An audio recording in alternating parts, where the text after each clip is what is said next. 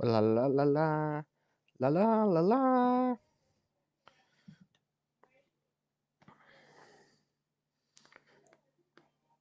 Do do do do do do do do. Bow bow bow bow bow bow. Ba-dum ba-dum ba-dum dum dum. Ba-dum ba-dum da-da-da da-da dum. Da-da da-da da-da da-da. Da-da da-da da-da da-da da.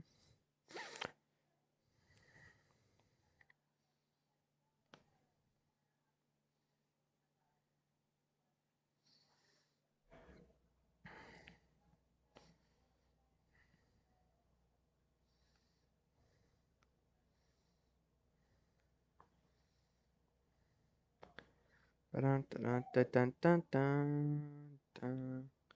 Bum bum boom da da da. My goodness. I really don't care about the presidents in Utah. I like.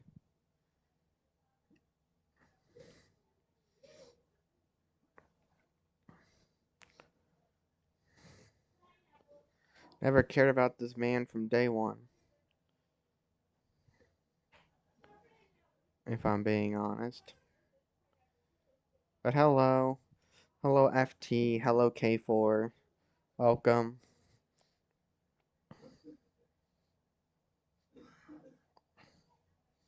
Hello Meow Man.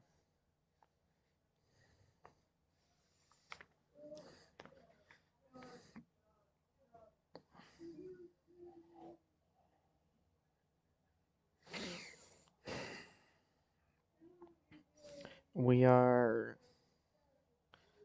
under, I think, yeah, we are under 10 days until I move into college, which means, let me math correctly. 1, 2, 3, 4, 5, 6, 7, 8, 9, upwards of only 10 more streams between now and then. And we're starting off where we left yesterday. Wheeler goes a stream without Wii Sports music. What happens next will shock you. Thank you, Dar man. It's supposed to be like this big event in the southeast today with like tornadoes and stuff, and there's not been like a single confirmed tornado, even a tornado warning. So, hello EAS Alert 88, Shadow, whatever.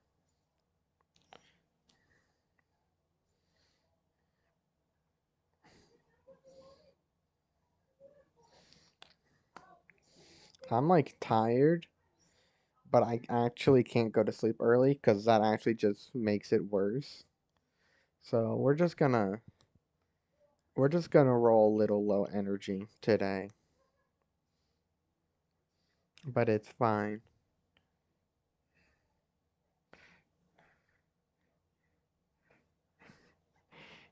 Oh my.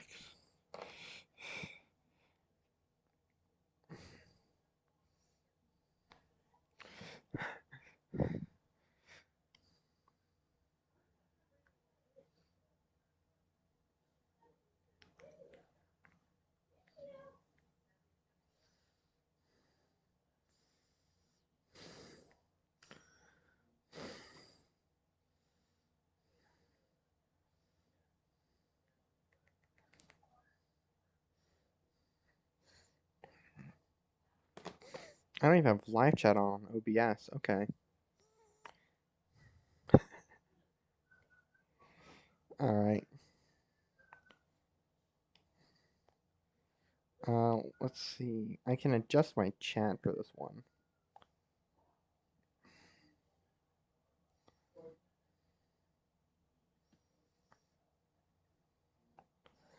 I mean, I'm not disappearing from streaming.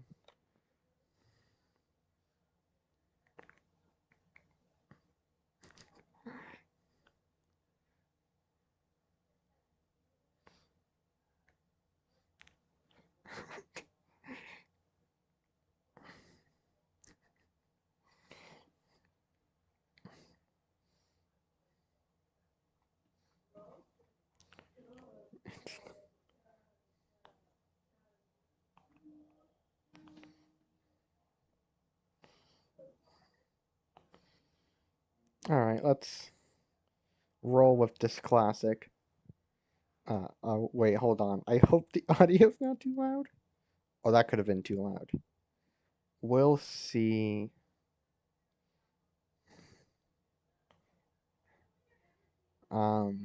If that's loud, quiet enough.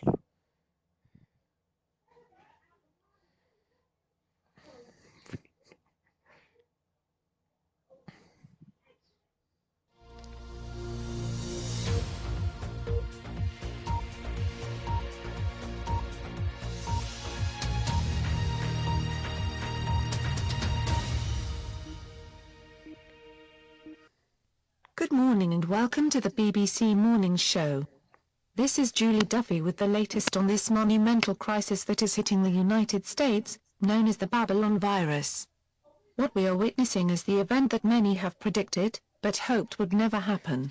An event that many are calling the end of the world as we know it. In the last week, a virus of unknown origin has ripped through the western United States and has made its way through to the East Coast. In the most recent reports, the death toll in the United States is at an estimated 24.5 million people, with another 72 million possibly infected. I don't know why he's live. All major international airports and roadways have been shut down, and for the first time since the United States has been a democracy, a complete moratorium has been executed for the mainland U.S. Communication within the United States has been extremely difficult with a loss of most phone connections, cellular phones, internet, and television.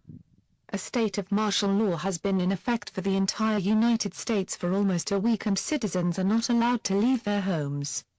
Scientists are at a loss to say what the exact nature of the virus is or where it comes from, but some researchers in London believe that there is a strong possibility that this may not be a virus at all.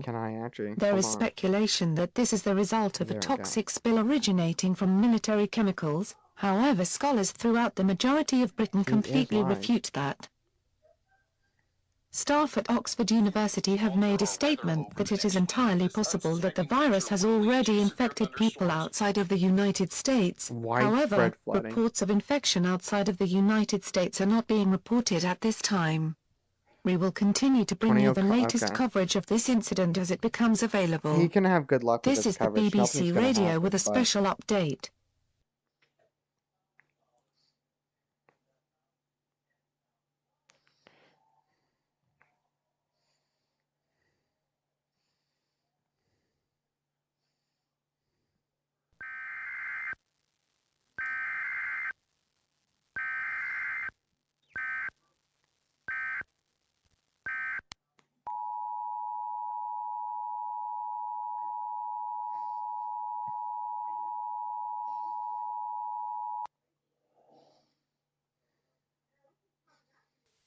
We interrupt this broadcast to bring you this emergency action notification. This is an emergency action notification message. The following message is being transmitted by order of the President of the United States and the Federal Emergency Management Agency.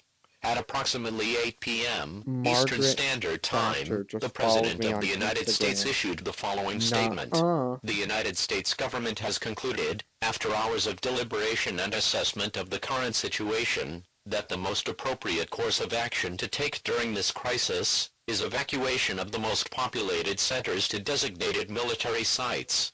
An evacuation order of the entire United States to these areas will be put into effect as of 8 a.m. Eastern Standard Time tomorrow morning. Please stay tuned to this station for that information. The Federal Emergency Management Agency will provide you with more information at that time. Citizens of the United States are advised to remain indoors until military personnel come to your home or dwelling. Do not let anyone into your home. Keep all doors and windows locked and remember to shut off all heating and ventilation systems as a precaution. Please be advised that you are now mandated to go to the assigned areas unless infected. However, staying in infected areas greatly increases your chances to be infected. The Centers for Disease Control have placed the number of deaths from the Babylon virus at this time at over 24.5 million. Please stay tuned to this station for any and all updates, and stay tuned to this station for all relocation information. You are listening to the emergency alert system. All broadcast and cable systems shall transmit this message. This is WBZ. We will continue to serve the Boston area. If you are not in this area, please tune to a station with news and information for your assigned area. I know there's the rumors, but like...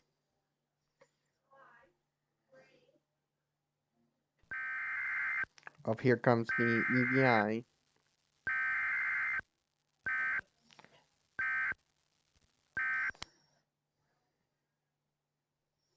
Yeah, I don't mind it. I just like sitting back and relaxing sometimes. We interrupt all broadcasting to bring you this administrative message. This is an administrative message. All broadcast and cable channels will broadcast this message. I was messing around with my message from the Federal Emergency task manager. Citizens of the United States who have made it through the night, good morning to Good you. morning. Good morning, USA. I got a feeling that it's gonna be a wonderful day. As well as my own staff and advisors at FEMA. Due to the catastrophic effects of this virus that is ripping through the United States, the President and I'm not here yet, guys. FT is not here. Voluntary evacuation order within the mainland United States. They have also approved an extension of quarantine and moratorium within the United States is fake. until further notice. Always has been, always will be. That in the time since first contact, this killer is only getting stronger, so our reaction must be equally strong. What this means is that due to the spread of this disease and its lethality, citizens are no longer allowed to occupy safe residences, no matter how secure or privately stocked. Why is 6 gigahertz Wi-Fi already? And asking that those that are infected do not come out for transportation. Oh my goodness. We ask that if there is someone in the residence we don't need that is infected, that you hang a white sheet or towel of some sort to let us know.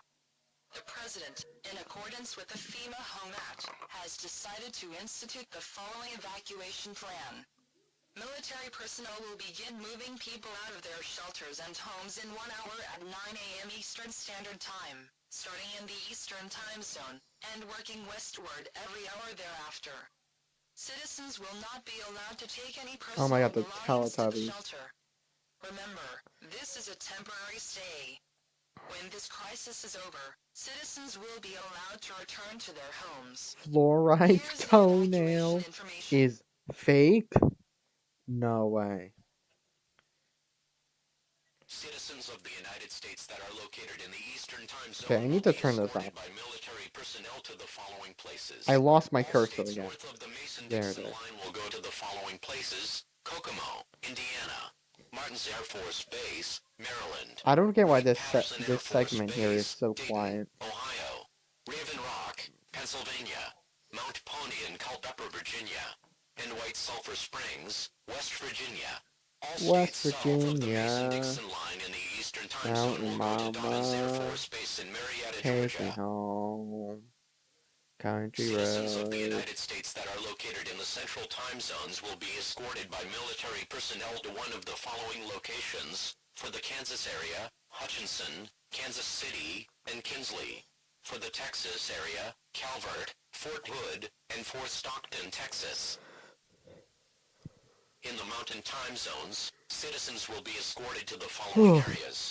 For the New Mexico area, Albuquerque, Carlsbad, Cordova, Dulce Base, Cordova, Dale, like San Cordova, Base, Alabama, Los Alamos, the EF4. For the Wyoming area, Can I stand by own reaction? I can, okay. For the Montana area, Bossman, Montana. For the Colorado area, Colorado Mountains, Creed, Delta, Denver International Airport, Falcon Air Force Base, Fort Collins, Grand Mesa, Gorange, San Juan Valley, all this part, University yes. of Denver, and Worden Valley west of Fort Collins. Citizens of the United States that are located in the Pacific Time I'm pretty sure K's working. I'm not sure though. Personnel to one of the following locations. For the California area, 29 Palms, Death Valley, Catalina Island. What a great EAS screen here, guys. So legendary. And the Tehachapi facility in Northrop, California. For the Arizona area, Luke Air Force Base, Munns Park, Page, Sedona, Wickoop, and the Yucca Mountains. For the Oregon area, Cave Junction, Crater Lake, Klamath Falls, and Weimar. For the Washington area, Mount Rainier, and the Yakima Indian Reservation. For the Nevada area, Nellis Air Force Base, Fallon Air Force Base, Henderson, Mercury, and San Gabriel. These instructions will be retransmitted in 1 minute. Please stand by.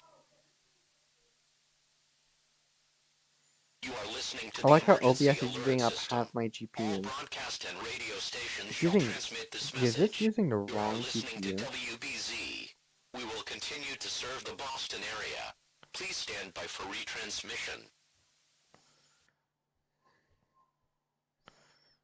Oh no, ears. Okay, we're good. This is like. So for context, this is 11 years old. And this comment here is 8 years old. Emergency action notification. This is a national emergency. Please stand by.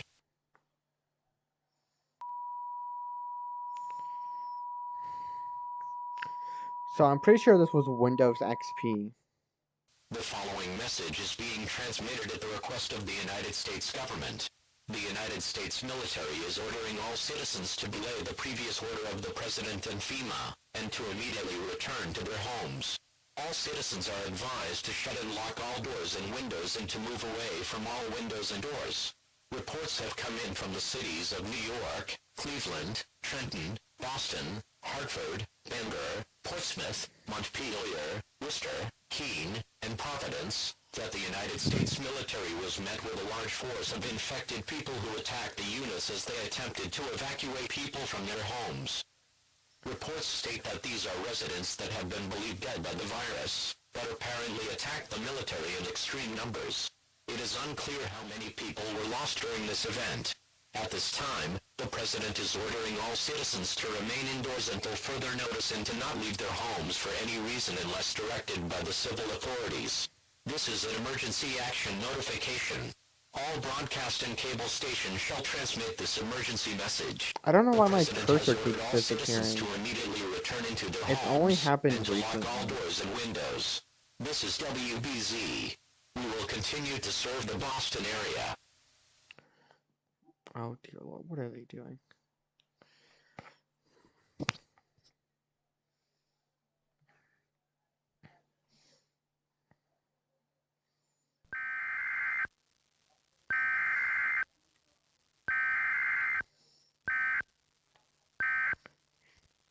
Looking back at this though, this is very impressive how the EIS scenario style has advanced over time. This was the standard back then, but now we've come a long way. We have come a long way. The thunder is here. We interrupt all broadcasting to bring you this administrative message. All broadcast and cable channels will broadcast this message.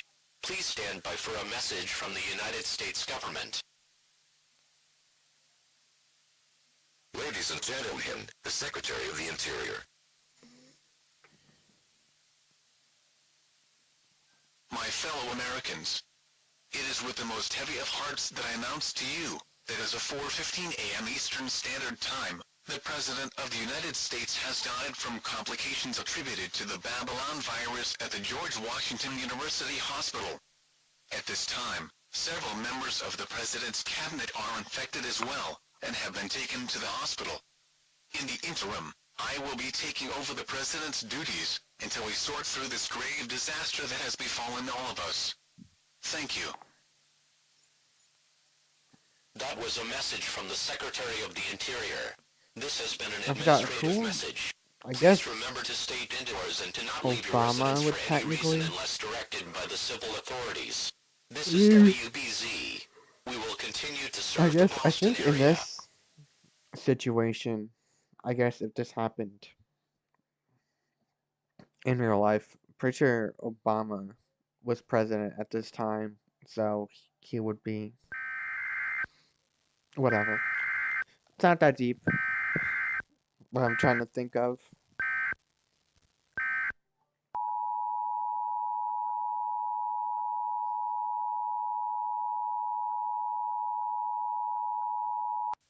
interrupt all broadcasting to bring you this civil danger warning.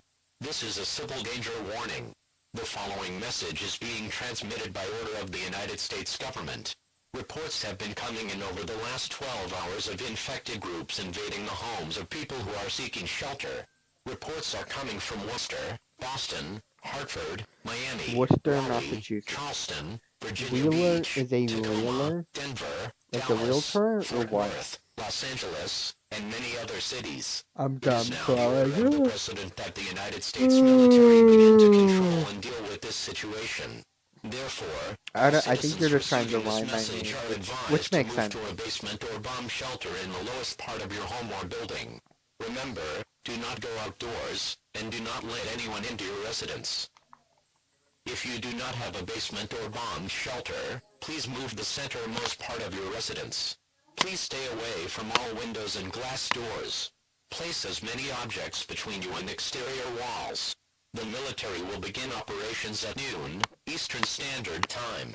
There is a strong possibility that weapons fires and small explosives will be used. All citizens are mandated to remain indoors, as going outside will put your life in danger. Not like I do with that All anyway. residents are advised to stay tuned to this station for all updates. This is WHDH. We will continue to serve the Metro Boston area. If you are not in this area, please tune to a station providing news and information for your area. This has been a civil danger warning. It's only supposed to be 71 tomorrow where I am, and it's just gonna rain, I believe.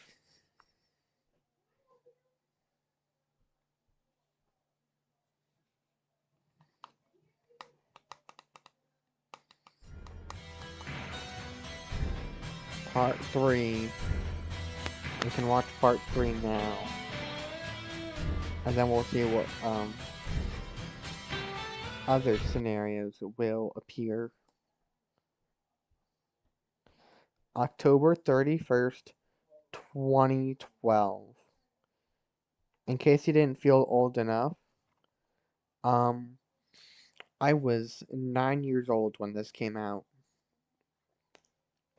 Hello, Lava.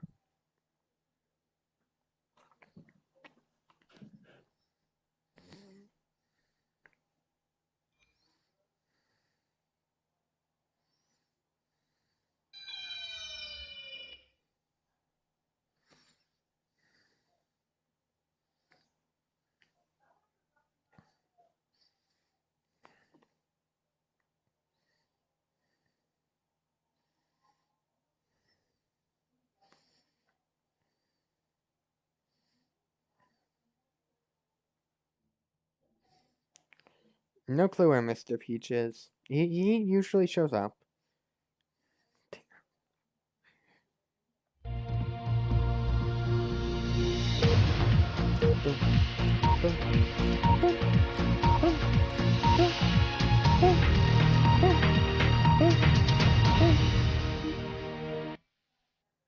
Good evening. This is a BBC News special report. I am Julia Duffy. It has been almost 1 month and counting since the Babylon virus, which was believed to be started in Los Angeles, California, has devastated the mainland United States in what many call the most lethal apocalypse to hit a major country since World War II. The death toll in the United States is at a reported 77 million with scores more infected. The government of the United States has attempted to evacuate millions of residents to designated safe zones, but have run into major resistance from infected citizens.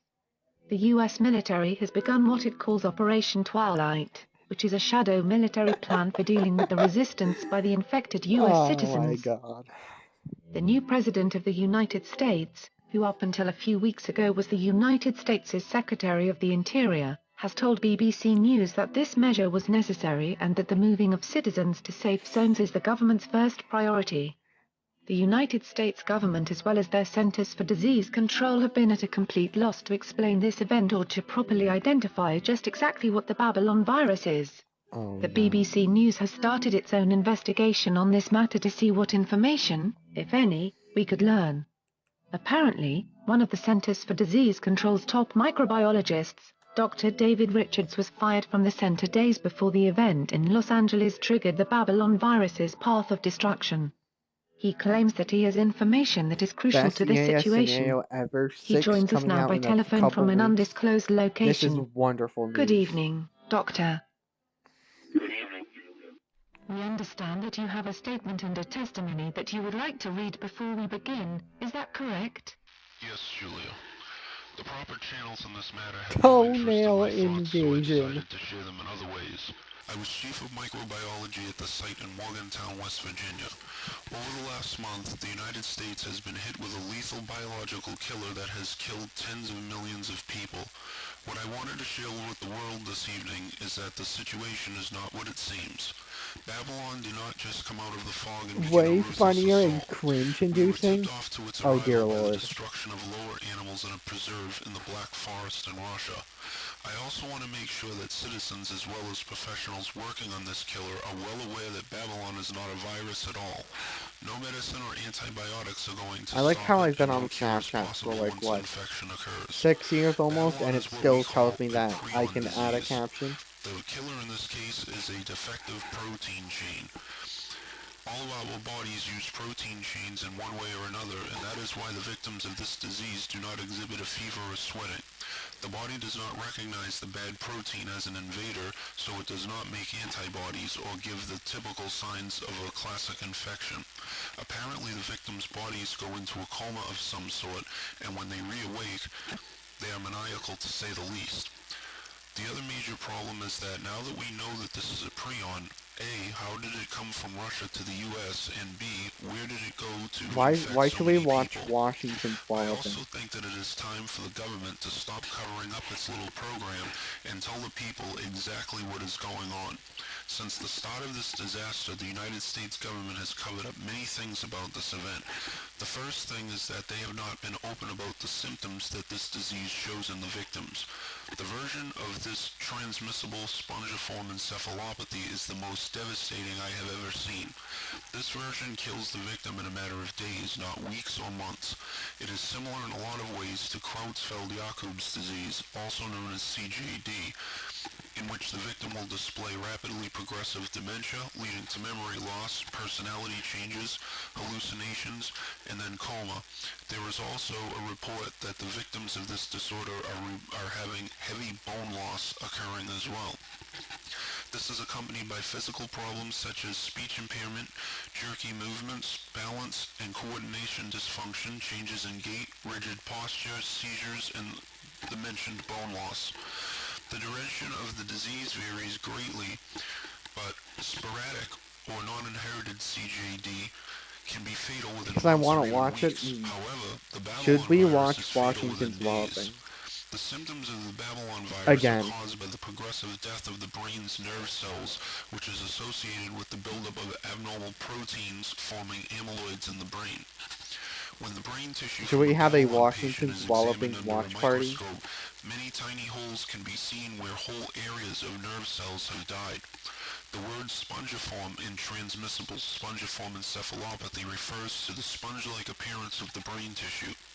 I feel that it is crucial that citizens and scientists have this information.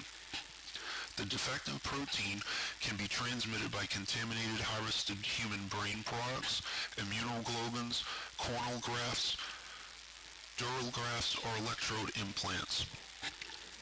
Secondly, it is important for us to figure out how infection started. The report of the technician in Los Angeles being infected was a cover by the United States government.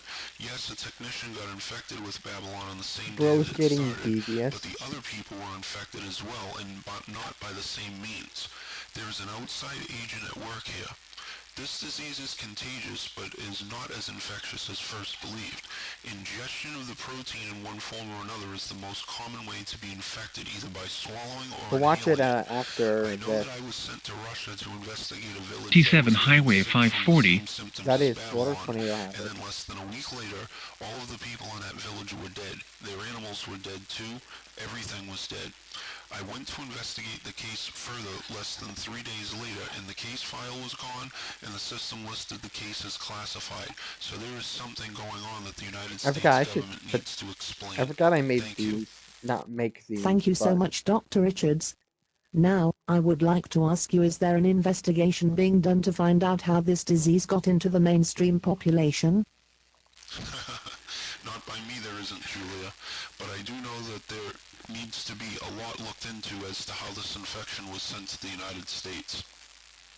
Dr. Richards, there are many here that believe that there is a connection between the outbreak in the United States and the closing of the processing plant in Sheffield earlier in the year. Do you feel that there is a connection as well? Yes, certainly.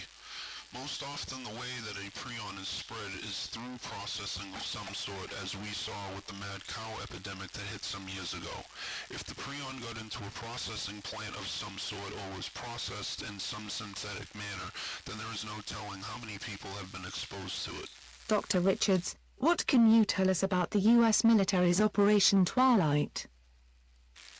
I can tell you that it is a risky measure at best, and at worst is just troops shooting citizens that are infected and violent.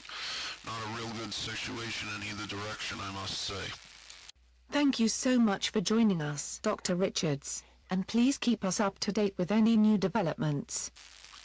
You bet. Thank you, Julia, and I will let you know as soon as I hear something. This is Julia Duffy from the BBC with the top stories of the hour.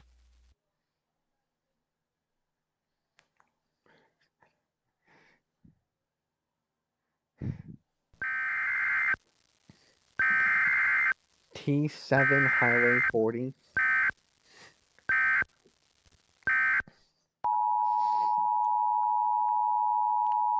Nice, no K-links.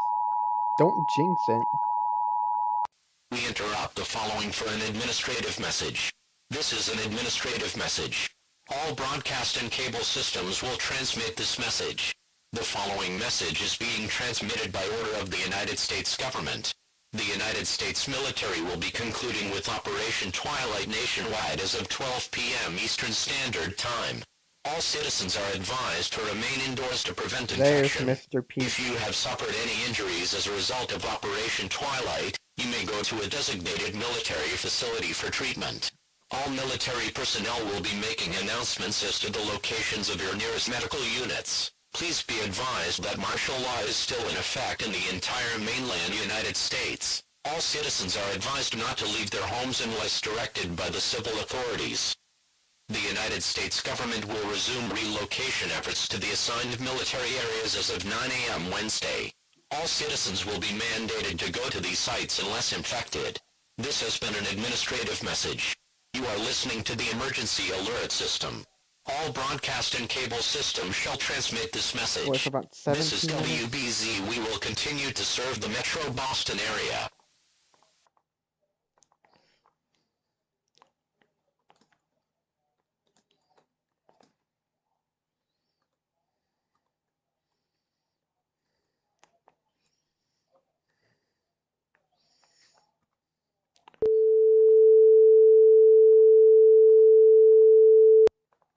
There you go. Attention please. Your attention please. This is the Ontario Public Warning System. Local and government officials have authorized this bulletin for public broadcast on all channels. Please stand by. This is a public emergency. Public health officials have reported that a large number of citizens infected with an unknown disease have been taken to the Morrison Walking Clinic in Niagara Falls. Many more began appearing in hospitals near Grimsby, St. Catharines, Burlington, and Hamilton. As many as 62 deaths have occurred at this time. It is very possible that this is the same disease that is spreading through the United States at this time. Border officials have also reported that many people are trying to get into Ontario by way of Buffalo. Government officials are asking all citizens to return to their homes and lock all doors and windows and to turn off the heat and air conditioning. Guys. Officials are taking every precaution to prevent the spread of this disease. We have just received reports that several provinces such as Quebec, Manitoba, and even British Columbia are reporting high numbers of infected citizens turning up at local health clinics and hospitals. Please stay tuned to this channel for all the latest news and information. Washington. This is a public emergency message from the Government of Ontario.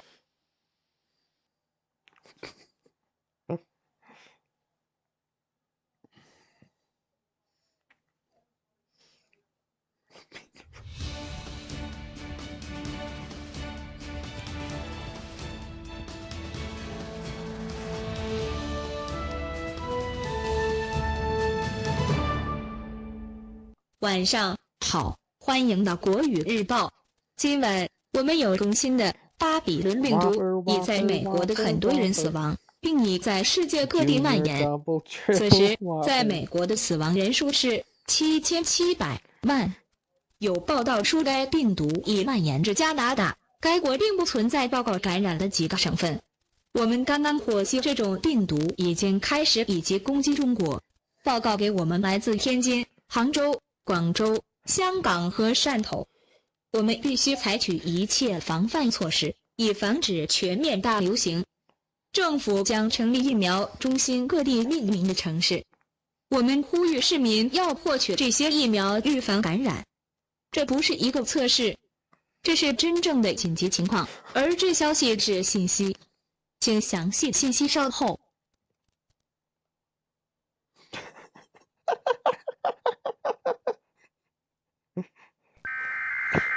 I'm currently reading Snapchat's funniest thing.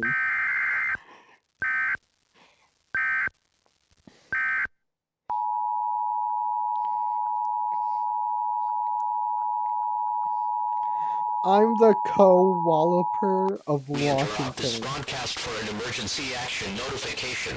This is a national emergency. All broadcast and cable systems shall transmit this message. The following message is being transmitted at the request of the United States government and the governor of the state of New Mexico. At approximately 2:34 p.m. Pacific Time, a distress signal was sent out of the Dulce base facility reporting that it had been overrun by infected citizens. Reports stated that the entire base was contaminated and all of its occupants infected. At approximately 2:40 p.m. Pacific Time, the distress signal stopped and a massive nuclear detonation occurred in Dulce, New Mexico. There is massive damage over a 15-mile area and the cloud of fallout is beginning to spread into southern Colorado. All citizens are to be advised of the radiological hazard and remain indoors until the fallout clears. Fallout can kill. Please remain indoors as this will reduce your risk of being exposed to fallout. Please stay tuned for more information. Good for you, good. Alright, is this the... Oh yes, this is the good scene. This is like my favorite scene.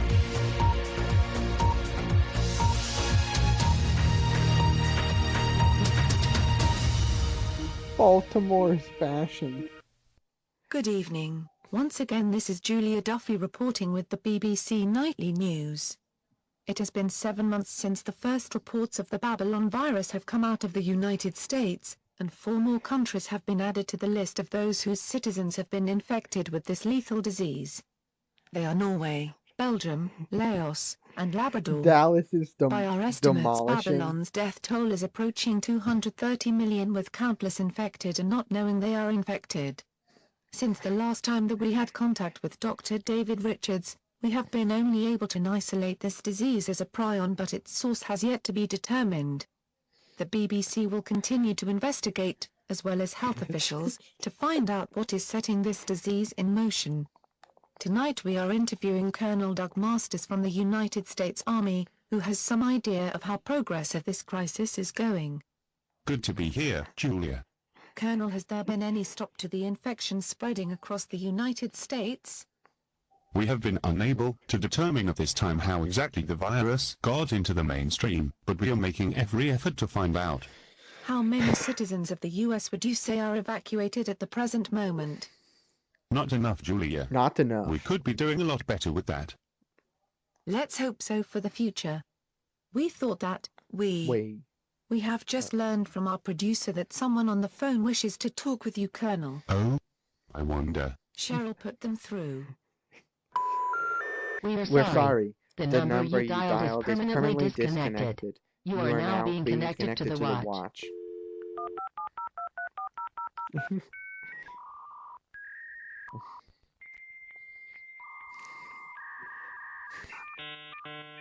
Hello, Colonel Masters. To whom am I speaking? An old friend. Let's just leave it at that. I have lots of friends. And a lot more enemies. My name is Chicago's chicanery. Sounds like a car. It can't be. Yes, it is.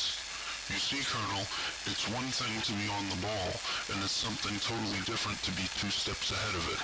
For some of our listeners or viewers out there that might not remember our group, Worcester, Massachusetts, we took over an abandoned police station Another in the mock downtown from area that SD. resulted in the loss of over 25,000 people thanks to the insubordination of the colonel not listening to the caveats that the watch gave to the public. You set off a nuclear device in a major metropolitan city. Are you crazy? I distinctly remember telling everyone to keep back 500 yards. Everyone did except your squad, Colonel. What squad are you talking about, Monk? Why, the CGB squad, of course, a branch of the U.S. government that is practically untouchable. Men that do not answer to anyone, not even the president. Apparently there was something that they wanted to do. The only thing is that they could not risk having the watch in the way.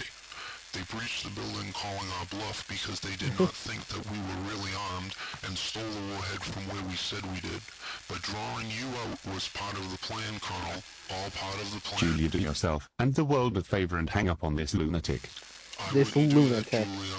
You want to get the full story, and I have it. You have nothing. Please hang up, sir. I will not, and if you hang up, I will take over your station. We are staying here, Monk. My producer says that you're I will on. not sit here and listen to this. Go then, Colonel. I will not be set up and slandered here by a fascist communist backyard militia wannabe. Okay, then let's just accommodate that statement and tell us what Project Bountiful is, Colonel. Colonel?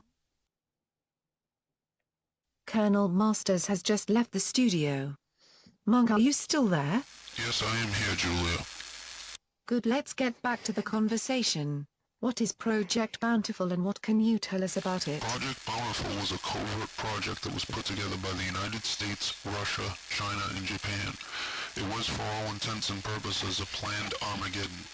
People do not think that these things are a possibility. Many believe that when you talk about it, you've seen one too many sci-fi shows. This one was real, and its name was Babylon. Dr. Richards was right when he said that this thing was started in the lower animals and that they knew more than they were telling us. The U.S. was in collaboration with other countries about this disease once it was discovered in Russia. The U.S. and Russia worked on this ceaselessly as they felt that there was a real potential for a plague to be started with this bug. They were right too. The only problem is that the U.S. and Russia also developed a vaccine for the plague along with the Japanese, but the vaccine that they were distributing to the Chinese and the Japanese was a fraud. It's nothing more than food coloring just on like water. the Cowboys going to the Then Super they could Bowl. not agree on a timetable. Finally, it was decided that it would happen on a holiday when people were away from their homes. It would be carried in bottled water and transmitted also, as we found out, by any of the carrier bugs such as mosquitoes and fleas. Are you saying that the Chinese and Japanese have been given fake vaccines by the US and Russia? Mr. Thunder. That is exactly correct, Julia. The reason being is that those two countries need population control for after the apocalypse. They have killed a lot of resources and they have let their populations get out of control. The gist of Project Bountiful was for countries like the United States and Russia to build up third world countries to be on par with the United States and Russia. The way that they hoped to do that was by lacing the drinking water of those countries with HGH. HGH? It stands for human growth hormone. The U.S. would use growth hormones from the pituitary glands of subjects to make HGH, then treat the water. What I believed happened here is this. Richard said that he saw the village in Russia with the dead sheep. Those sheep must have been eaten by the villagers, sheep that were infected with this prion disease, or otherwise known as scrapie. From there, the villagers got sick. Their pituitaries were taken for making this HGH, which was then put into the water to infect others. The sheep were then sent for processing in Sheffield, England, and their pituitaries were sent to a lab in Los Angeles, California, I believe. So how did so many people get so sick, you're wondering? Well, the Japanese told me that. Since the U.S. stiffed them on the vaccine, they told me that they did it, and how they did it. They were putting the infected HGH into bottled water. After all, humans drink water more out of the bottle nowadays than they do from the tap, and even better, bottled water isn't even approved by the Food and Drug Administration. Most of these companies don't even filter it, let alone look for prions. So, just something to think about with your next bottle of water. Dear God, then that would mean millions of bottles were contaminated and have the potential to infect many more. Please tell me, Monk, that there is some good news to this? Yes, there is. The Japanese and the Chinese are working with us to stop these plants and the production of their water. They are also distributing a new vaccine that is unlike anything ever before that has proven to work. But they aren't going to get to the United States after Japan and China are taking care of first. I think that is the best news anyone has heard in months. Thank you, Monk, for the information, and we hope that you check back in with us soon. This is Julia Duffy at the BBC, London.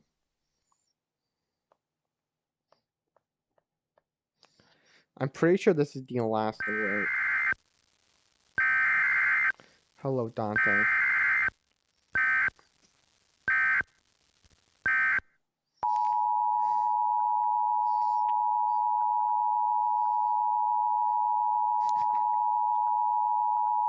We interrupt all broadcasting to bring this special news message.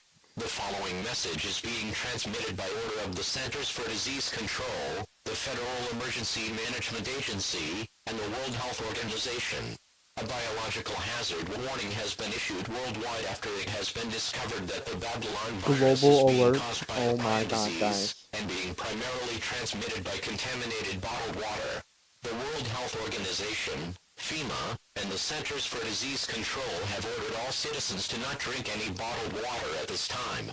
These bottles must be disposed of properly, and the CDC is urging citizens not to pour the contaminated water down the drain or on the ground, as this will risk infecting public drinking water supplies.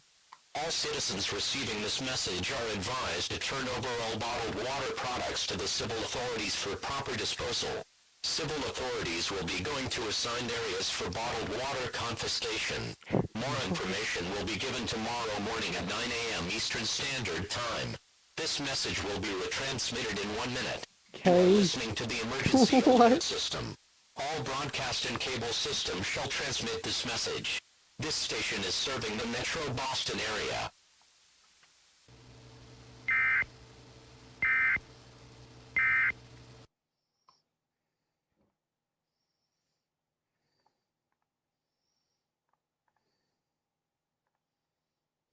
Alright, there's no other alerts, so...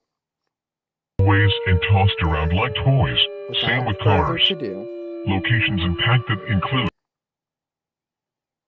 Supports it. This tornado should not be as destructive or long-tracked as the one ongoing near Crofton, but you can't take the risk. A huge...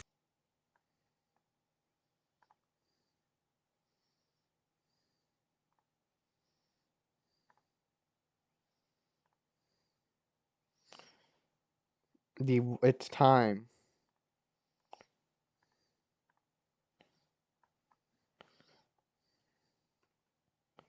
Washington's Walloping Watch Party. Alright.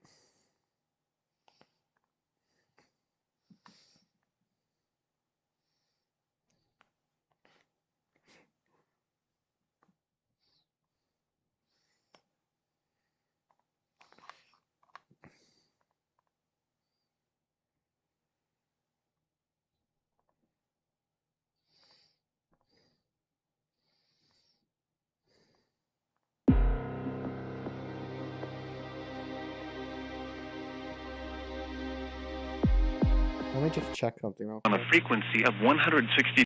Okay, whatever. Alright.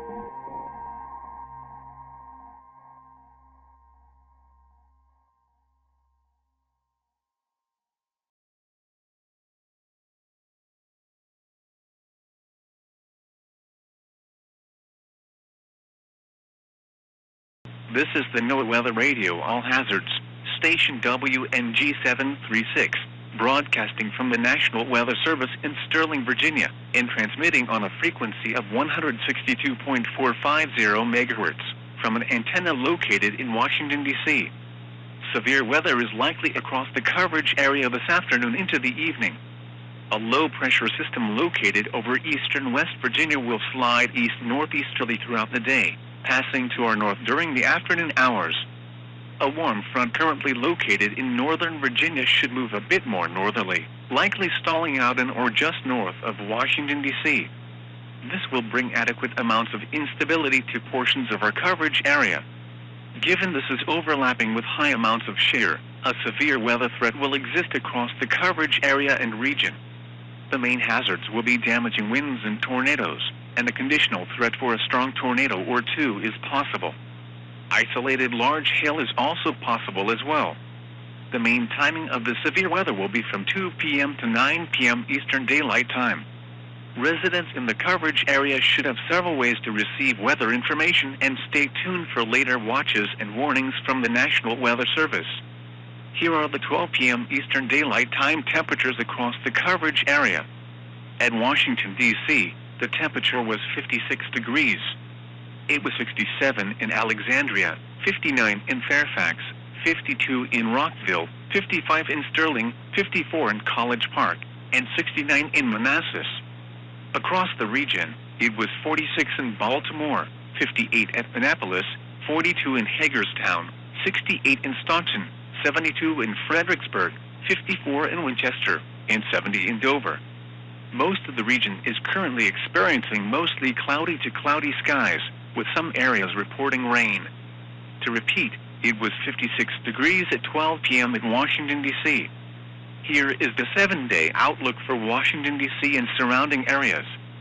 Rest of today. Mostly cloudy to cloudy skies with thunderstorms likely in the afternoon. Some of these storms may be severe. Highs around 70. Wind southerly, shifting to west during the late afternoon at 15 to 25 miles per hour. Chance of rain 100%. Tonight, showers and an isolated thunderstorm in the evening, becoming partly cloudy overnight. Lows in the upper 30s. Winds west to northwest at 15 to 25 miles per hour, with gusts up to 40 miles per hour possible.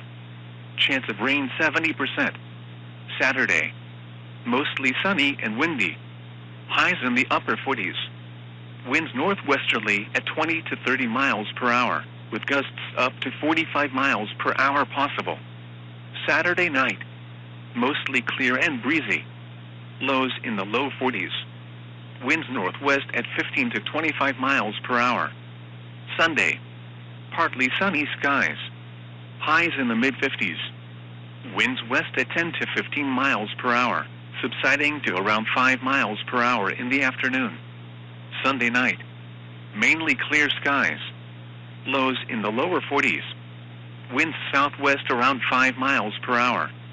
Monday, mostly sunny skies and warmer. Highs in the mid-60s. Winds light and variable. Monday night, mainly clear skies. Lows in the mid-40s. Winds light and variable. Tuesday.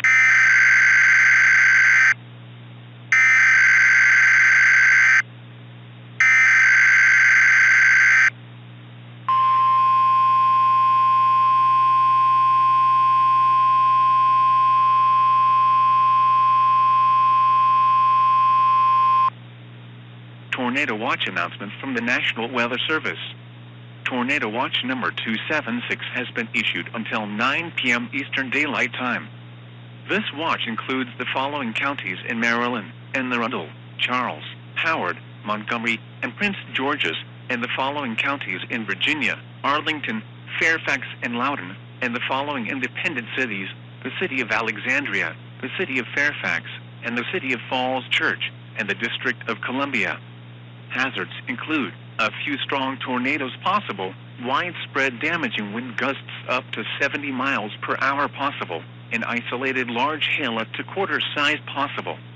Remember, a tornado watch means conditions are favorable for development of severe weather, including tornadoes, large hail and damaging winds in and close to the watch area.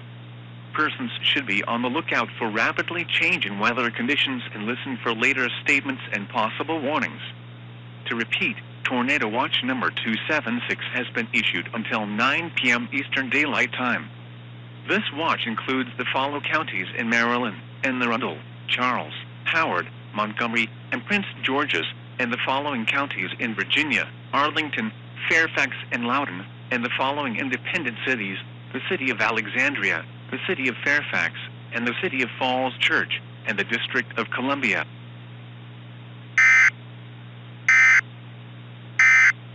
Due to the issuance of a tornado watch, this station will enter emergency programming stage 1. This stage gives some priority to current watches and warnings in effect. Some normal programming will continue for now, but in the case this station goes into stage 2, all normal programming will be suspended until the station returns to stage 1. Thank you for your cooperation. Tornado Watch announcement from the National Weather Service.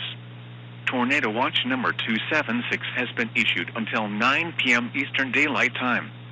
This watch includes the following counties in Maryland: Anne Arundel, Charles, Howard, Montgomery, and Prince George's, and the following counties in Virginia: Arlington, Fairfax, and Loudoun, and the following independent cities: the city of Alexandria, the city of Fairfax, and the city of Falls Church, and the District of Columbia.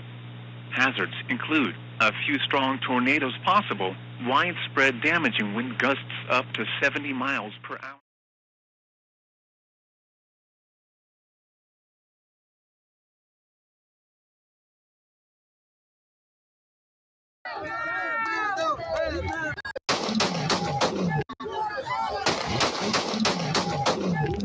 Good afternoon here from Fox 5, and we got a lot to talk about here, folks.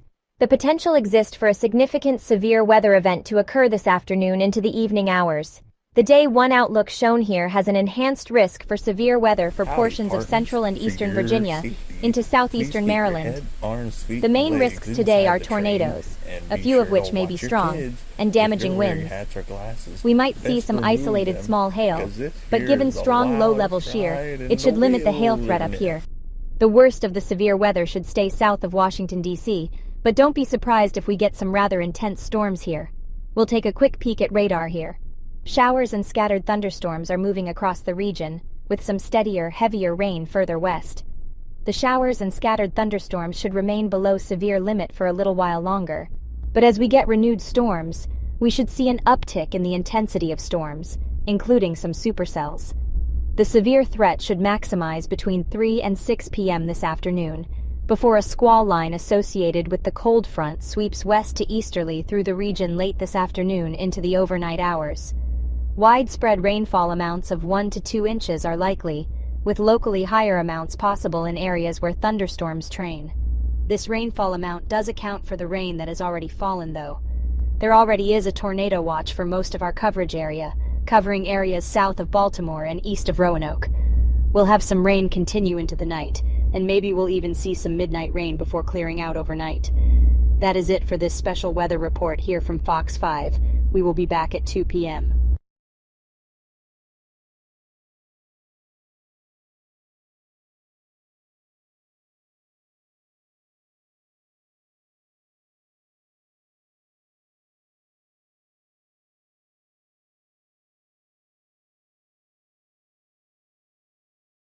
Have you ever gotten a Snapchat from a girl? I'm still in the projects, section 8. Matter of fact, I was.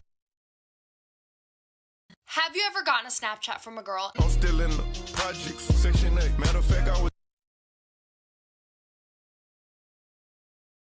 Have you ever gotten a Snapchat from a girl? I'm still in the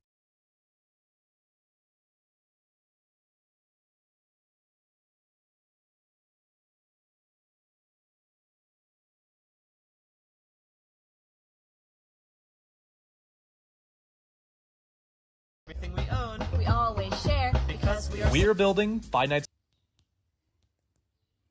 No. We're building finite.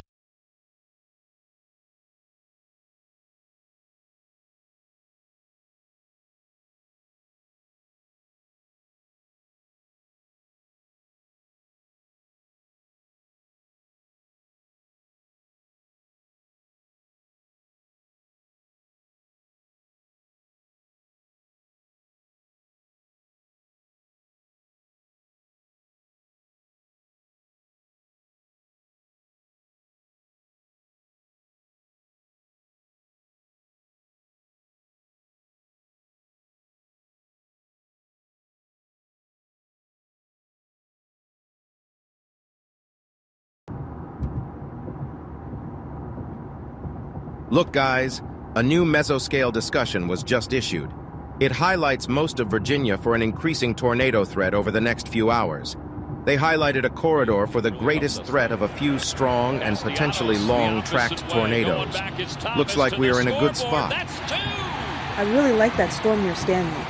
It's pretty much in the center of the greatest risk area for a few strong, potentially long-tracked tornadoes. I say give it an hour or so, and that will likely be producing tornadoes. My only problem with that is that it's going right for the Washington, D.C. metro. And as we well already know, traffic is going to be hell, especially as we get later into the afternoon. I understand that, but the only other storms on the radar are down near Charlottesville and Richmond. Even though the Storm Prediction Center expects further initiation of supercells down there, the environment isn't as primed as it is along the Interstate 66 corridor. I suppose you're right. We really didn't come all this way for nothing. We'll stay somewhere along the Interstate 66 corridor for now. I say we still get off the exit that takes us to Manassas and stage there. Sounds like a great idea to me. I second it. I'll let the Vehicle 2 know. If it has my focus. Vehicle 1 to Vehicle 2, you got a copy? Got you loud and clear, man. What's up? Small change of plans. We're not going all the way down to Manassas. We're going to get off at the exit for Manassas, but find somewhere like a gas station to stop and see where we want to go from there. Copy? I copy, but why the fuck are we staying this far north? Traffic is going to be a disaster in a couple hours. We're going to lose track of the storm, for goodness sake. I like that storm near Stanley right now. It's probably going to be our storm of the day, and it's in the highlighted area for a few strong and potentially long-track tornadoes by the SPC. That sounds like a terrible idea. Getting stuck in traffic while a tornado is heading towards us sounds like a death sentence, man. Calm down. The storm will be through DC by 4:30 at the latest. And as we all know, whether if it's just a theory or not, tornadoes almost never hit major population areas. Fine, but if we get nothing and Manassas gets something, I'm gonna be really pissed. Okay, whatever.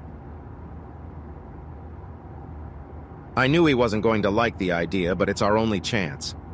I know, but it's whatever. I'm very confident this storm is going to do something. Strong low-level shear and moderate instability always spells trouble with any mature supercells. We will have to wait and see if that comes right.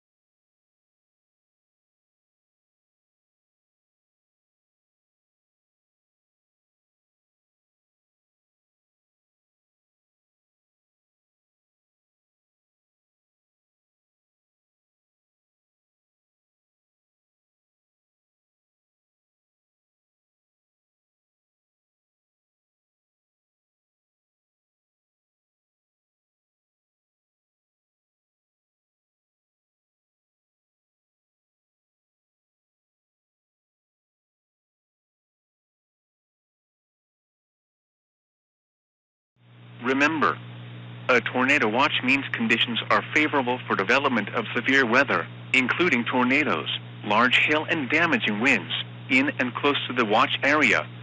Persons should be on the lookout for rapidly changing weather conditions and listen for later statements and possible warnings. To repeat, Tornado Watch number 276 has been issued until 9 p.m. Eastern Daylight Time. This watch includes the following counties in Maryland: Anne Arundel, Charles, Howard, Montgomery, and Prince George's, and the following counties in Virginia: Arlington, Fairfax, and Loudoun, and the following independent cities: the city of Alexandria, the city of Fairfax, and the city of Falls Church, and the District of Columbia. Severe weather threat is increasing. As of 3:30 p.m. Eastern Daylight Time, several showers and thunderstorms are intensifying across the warning area, with most notably a supercell located about 10 miles northwest of Manassas, Virginia being the most mature supercell, and likely has the greatest short-term tornado threat. Given this supercell is in an enhanced environment given the greatest overlap of instability and shear, a strong and potentially long-track tornado is possible. portions of northern Virginia and extreme southern Maryland were highlighted for the greatest threat for a few strong and potentially long-track tornadoes, in which where this supercell resides in residents in the Washington, D.C. area should closely monitor NOAA Weather Radio, or your favorite source for weather information, for any severe thunderstorm and tornado warnings. Outside of this, today's event isn't panning out as it anticipated to, given the quicker motion of the low-pressure system, which has resulted in a squall line already reaching Interstate 81 with some light to moderate rain ahead of it. Most of the intense convection is down in southeastern Virginia into eastern Maryland and Delaware. While convection may initiate ahead of the cold front in northwestern and north-central Virginia, the window is closing quickly, and there's been a lack of convection initiation for the most part. However, it is reminded to all that it only takes one storm to take full advantage and make history.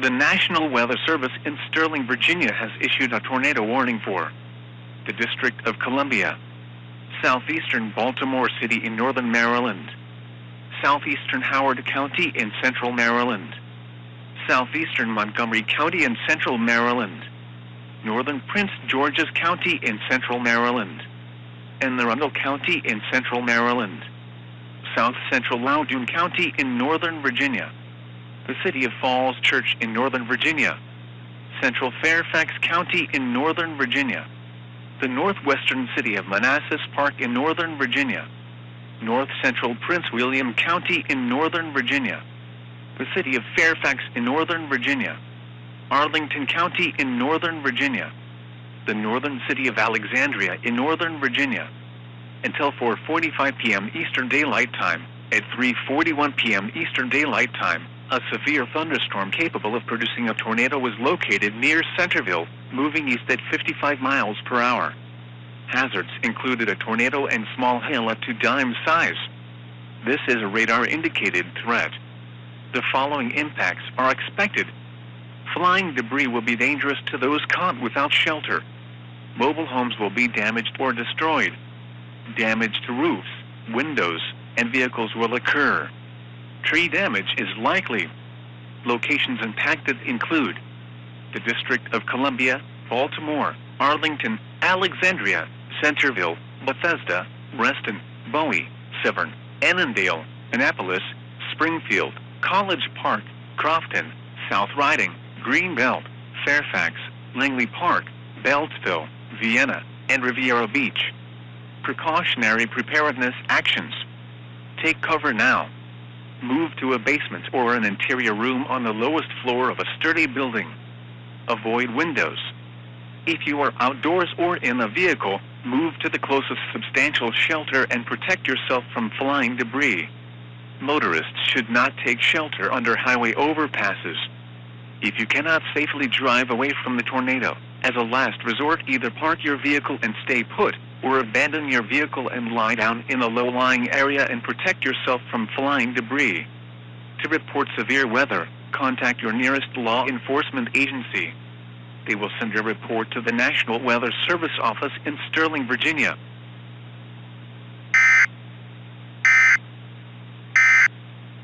Due to the issuance of a tornado warning in the coverage area, the station will be upgraded to Emergency Programming Stage 2. This stage will now only broadcast the latest watches and warnings from the National Weather Service. Once all tornado warnings are either expired or canceled, this station will return to Emergency Programming Stage 1. Thank you for your cooperation. The National Weather Service in Sterling, Virginia has issued a tornado warning for the District of Columbia, southeastern Baltimore City in northern Maryland, southeastern Howard County in central Maryland, southeastern Montgomery County in central Maryland, northern Prince George's County in central Maryland, and Arundel County in central Maryland, south central Loudoun County in northern Virginia, the City of Falls Church in northern Virginia, central Fairfax County in Northern Virginia, the northwestern city of Manassas Park in Northern Virginia, north central Prince William County.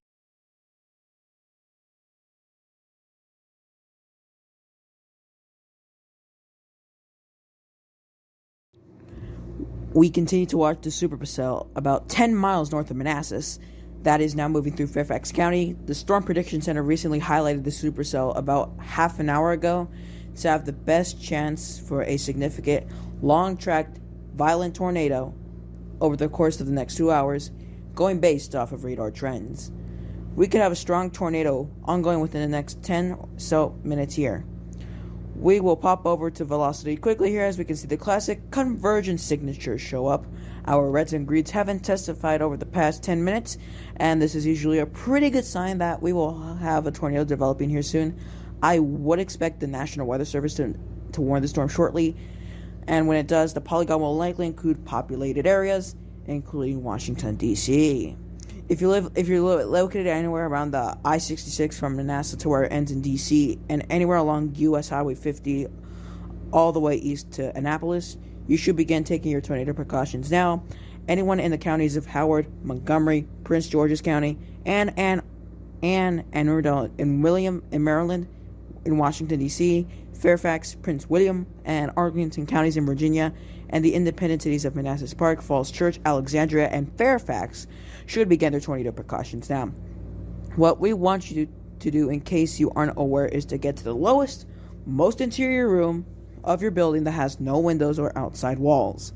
If you're in a mobile home vehicle, outdoors, or in an outbuilding, move to the closest substantial shelter. We are dealing with the fast storm motions today of around 50 to 55 miles per hour, and since we know all too well how chaotic the traffic can get in an area, it is best to get off the road and find shelter. Tornado warning has now been issued and is incoming for the Washington, D.C. area, as well as several counties in Virginia and Maryland, as well as multiple independent cities. The warning should be showing up any second now, since the message was sent through the National Weather Service chat a few minutes ago. This will likely include the cities of Fairfax, Falls Church, Arlington, College Park, Woodmore, Crofton, and maybe even Annapolis. And there's the polygon, and wow, that's a big one. The warning is in effect for the District of Columbia, southeastern Baltimore City in northern Maryland, southeastern Howard County in central Maryland, southeastern Montgomery County in central Maryland, northern Prince George's County in central Maryland, and Arundel County in central Maryland, south central Loudoun County in northern Virginia, the city of Falls Church in northern Virginia, southern Fairfax County in northern Virginia, the northwestern city of Manassas Park in northern Virginia, north central Prince William County in northern Virginia, the city of Fairfax in northern Virginia, Arlington County in northern Virginia, and the northern city of Alexandria in northern Virginia. If you are in any of these mentioned cities or counties, now is the time to take shelter. Do not delay, as a tornado warning has been issued, and there is a good chance that we will have a strong tornado developing here before the top of the hour. Assuming that happens, the tornado will go right through Washington, D.C. and produce significant damage. I can't stress to you enough how you need to seek shelter now, as this is one of the most serious tornado threats to the area in a long time. It's been 21 years since the College Park F3 tornado, and this part of the country does not experience significant tornadoes, let alone intense tornadoes that much at all. We will go now ahead and start listing roads and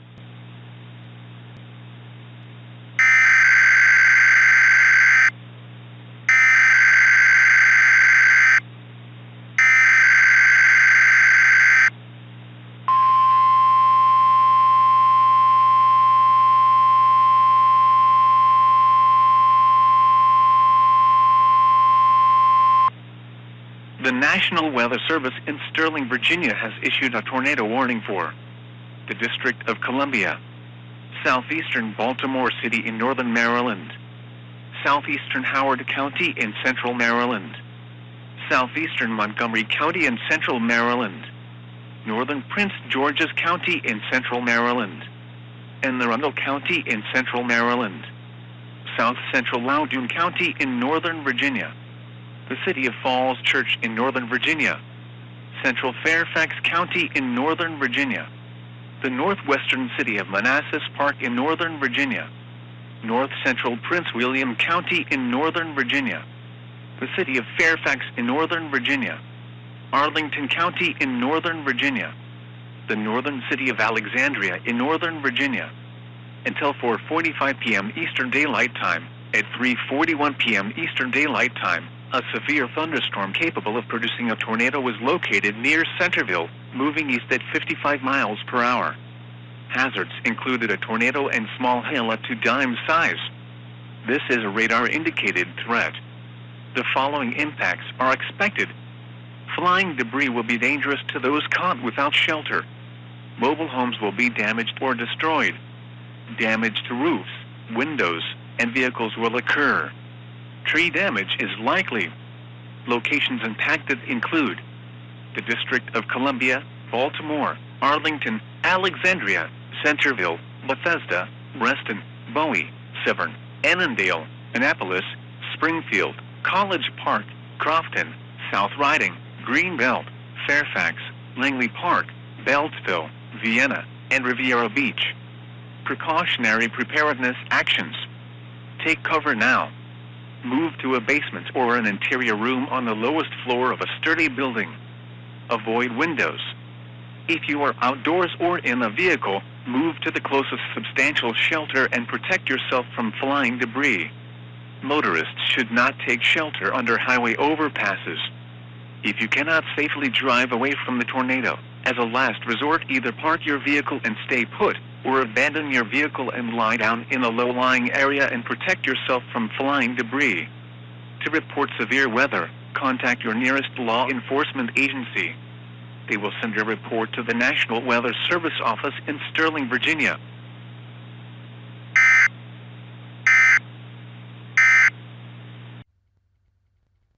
This has to be the largest wall cloud I've ever seen in this area ever. And it's not even really close. How big is it? Probably upwards of a mile wide. If this thing produces, we're going to have a large wedge tornado on our hands. I honestly would be surprised if this didn't produce given the environment, and the fact it is riding some sort of boundary. Winds are a bit more back along just south of the boundary. This could be big time trouble for the DC Metro. Thanks for the issue information. We will keep in touch. We'll have the line open in case you need anything else. As he mentioned, a large wall cloud has been noted on this storm. With the environmental and mesoscale environment in place, it will not surprise me if we get a significant or intense long-track tornado shortly here.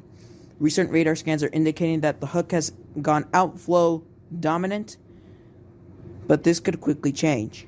Our classic convergence signature is still there, so this storm still poses a significant threat. We're going to reset here real quick so we go out to a full view of the radar. Widespread convection is ongoing, with some strong showers ongoing in Maryland from La Plata and north. Some of those storms are experiencing some weak rotation, but nothing to note for now. More sustained convection is further off to the east of Chesapeake Bay in eastern Maryland and moving into Delaware. Our squall line in association with our cold front continues to organize as it moves easterly. Our main storm right now is a tornadic supercell located near Fairfax, and that is anticipated to move to Washington, D.C., and that could produce a tornado anytime soon. The good thing about here is that we are getting a good low-level scan, as we are currently scanning from about 500 to 600 feet. So if a tornado does form, we will know pretty much immediately, versus if it was being scanned at several thousand feet. If we pop up on our debris tracker quickly, we don't have any signs of debris, which is not surprising given we only have our convergence signature in a moment, but this can change quickly.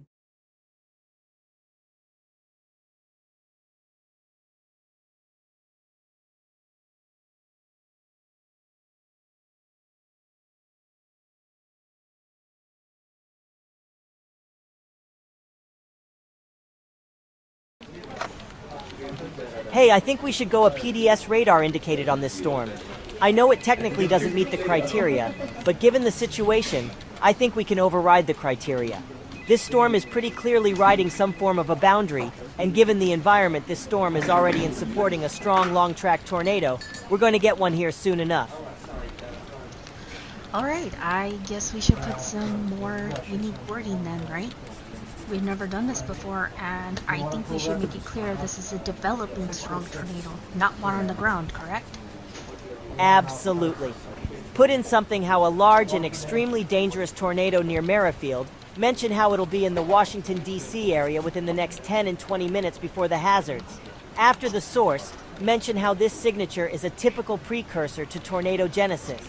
Once we start seeing that RFD surge, we're likely going tornado emergency, whether if it's radar indicated or on the ground. We can't be late to anything here, and we have to be as accurate as possible. Gotcha. I'll change it up and we'll be good to go. Assume you'll be back over here soon? Yeah, keep up with changing the polygon by the minute, so that once the next statement goes out, it's ready. Gotcha.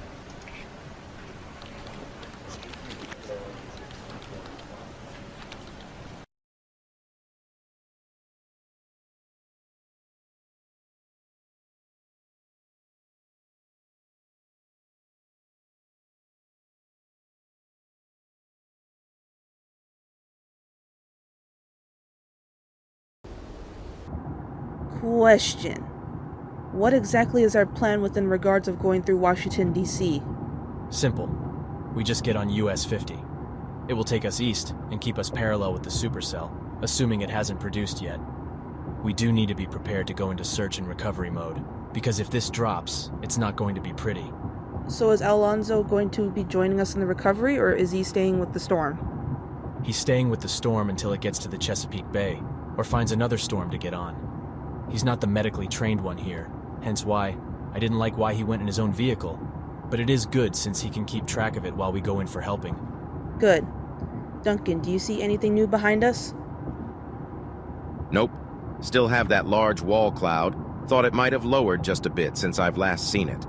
Interesting development. We'll probably stop on the Theodore Roosevelt Bridge and deploy the drone from there. We should get there in no time and deploy from there. Based on radar trends, it should go to our north by— What the fuck? That just said a large and extremely dangerous tornado is developing. I have never heard that before in my life. Yeah, I have to agree. They must be pretty confident it's going to go here soon. Look back there, guys. We got a funnel. Oh, shit. Seems small, but it's going to grow. Get us to the bridge ASAP. We need to get the drone up now. I'm on it. We're about 4 miles away, and considering traffic is unusually light, it'll take only like 3 minutes. Get the drone ready. Working on it.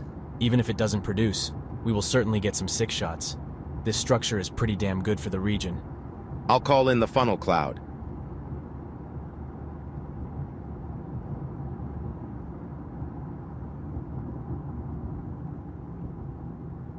Drone is pretty much ready. How close are we? 3 miles roughly. Should be there shortly. People of DC must be taking this weather seriously because traffic is always backed up at this point, and right now there's pretty much no traffic. Hello, my name is Duncan, and I'm reporting a large funnel cloud near Merrifield, Virginia, in association with a large wall cloud that has gotten lower within the past 10 minutes. We're about to have a tornado here shortly. Thank you, you too. All right, report is in. Let's get ready to deploy. Juniper, are the probes ready? Yep, just tested them a few minutes ago. We are fully ready. Great work, everyone. This could be a deployment of a lifetime. Let's rock and roll.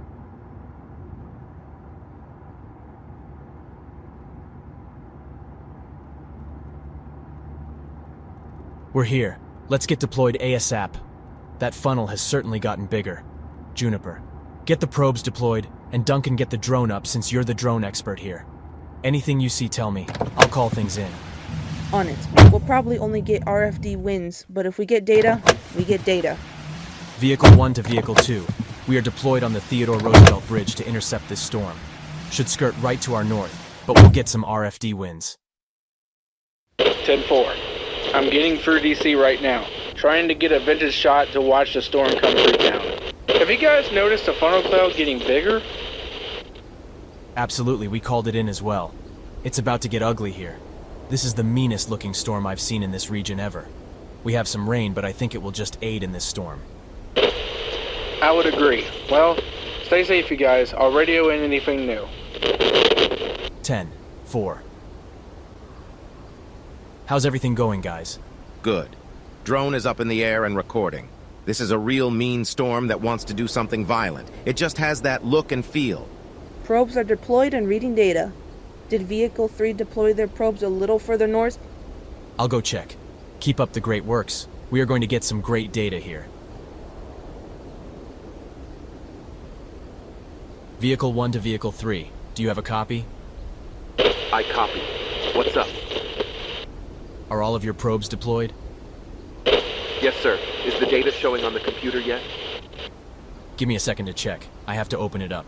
10-4.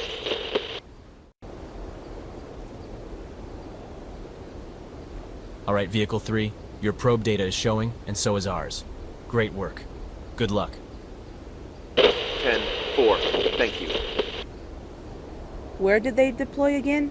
The Georgetown area, just east of the university. If a tornado hits there, they'll get amazing data and help the National Weather Service in analyzing the tornado, since the probe's wind speeds will likely reflect the damage done. Awesome. It looks like it's going right for Georgetown as well. I guess that's good for data purposes, not good in any other aspect. Very populated area we're dealing with here. Could be catastrophic if this... What the... Tornado emergency incoming for Washington, D.C. Wait, what? This is terrible. They're expecting a significant tornado to develop shortly in Washington, D.C. This is terrible. Worst case scenario. Absolutely worst case scenario. It doesn't get worse. Vehicle 3 to all vehicles. We have debris in the air north of Falls Church. Tornado is on the ground. Small for the moment. Oh, fuck. But once it condenses, it's going to be huge. 10-4 Vehicle 3. Vehicle 2, what's your location? I'm on Maryland 201 near Bladensburg. Seems like a good spot to set up and record from here. Can't confirm ground circulation from my location, but I still have the large funnel cloud. 10-4 Vehicle 2. Debris on the drone, guys. Large tornado developing. Duncan, come look at this now. It's going to be big. Jesus Christ, that's a huge funnel. It's condensing now. Call it in. On it.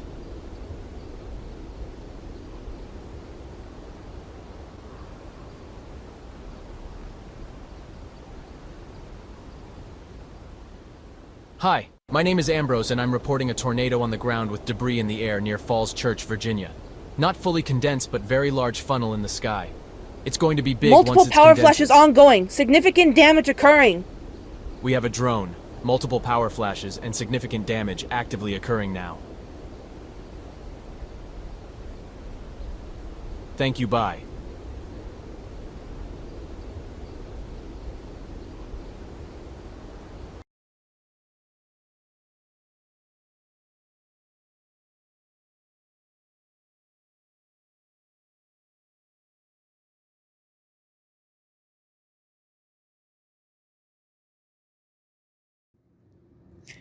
We've now reached the top of the hour and we'll do a quick overview. Our squall line to the west is attempting to mature, but failing to some extent.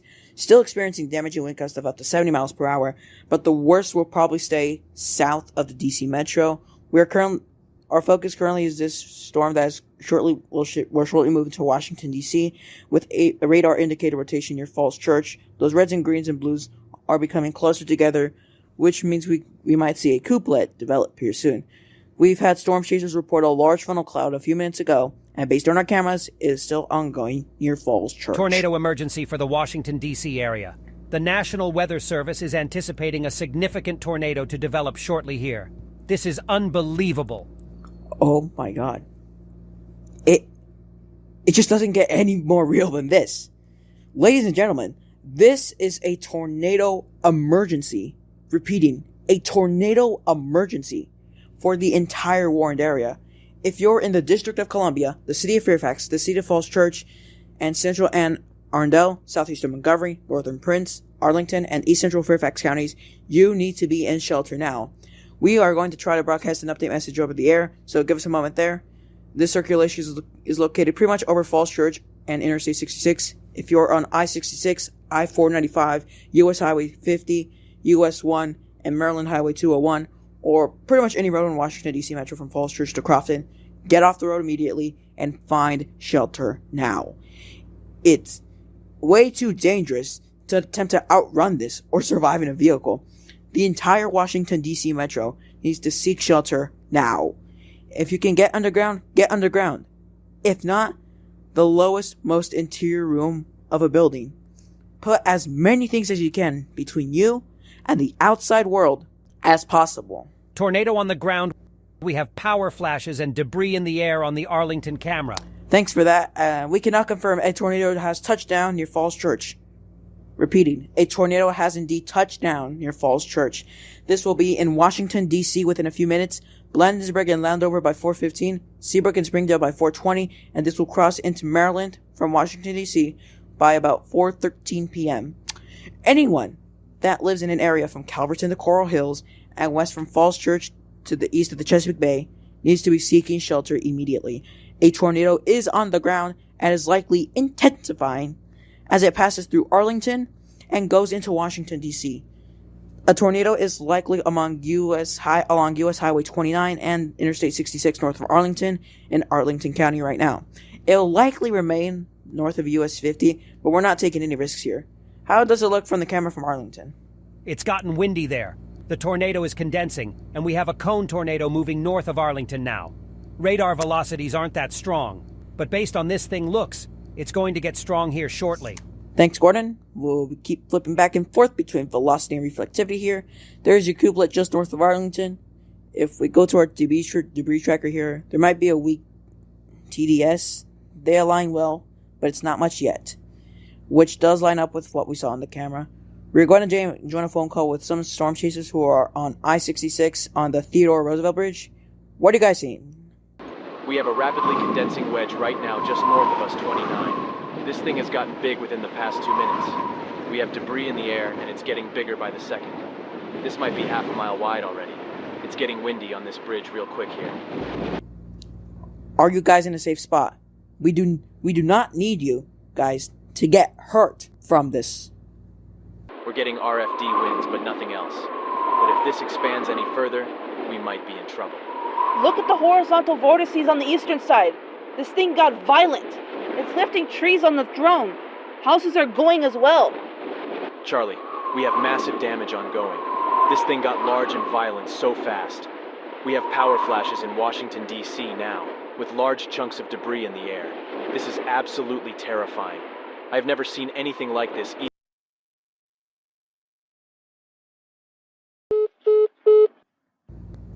We lost contact with them for a moment. Try to get back with them as soon as possible. Oh my god, that velocity couplet. Radar backtap Ambrose reports of a large and violent tornado ongoing near Georgetown University, moving east-northeast at 55 miles per hour. It's in Washington, D.C. right now, pretty much. Switch back over to the reflectivity and... oh no. We have a debris ball now in Georgetown. That's just awful to look at. We have so much debris that radar is picking it up. Our violent tornado is now located west of the DuPont Circle, and it's about to impact that area. Anyone, and I mean anyone, in Washington, D.C., north of US 50, must be into the shelter now. If you have time, move underground, because this tornado, is violent. Very strongly worded tornado emergency incoming. This is some of the strongest wording I've seen ever. This isn't just a normal tornado emergency, it's a heavily worded tornado emergency for the entire warned area. They're calling for widespread devastation for anyone in the warned area. That is absolutely horrifying. They're saying entire neighborhoods could be completely destroyed, homes and business could be swept away, and people could be killed if not underground. That warning is nothing short of horrifying. Wording like that was used in a tornado emergency near Wichita, Kansas on the 14th of April, 2012. Unlike that one, this is going to do that damage. I can't stress enough, anyone in Washington, D.C. and the area to the east, northeast needs to be underground now, including Blandensburg and Crofton. If you are in this polygon, get underground now if you can and have the time. if not the lowest, most interior room, and put as many things between you and the outside world, and just start praying. Pray as this thing dies as quickly as possible, and does not cause. We're back. Massive tornado ongoing in Washington, D.C. Probe deployment in Georgetown. Recorded winds of at least 180 miles per hour. Drone has massive damage in Georgetown. We need emergency services out to there now. Thanks for the reporting. We have an even bigger debris right now, like about 65 dBz, pretty much directly over Washington, D.C. It's north by the White House a good bit, but this is the populated area of the area, which arguably I think is worse. Based on the radar, this tornado is crossing over US 29 and US 1 right now in Washington, D.C. So this is a very populated area with homes and businesses. Our chases have already reported massive damage in the Georgetown area. Update is out. Flash it on the screen, please. Thanks, Gordon. Anyone, and I mean anyone, in this polygon area, get underground now, if you can.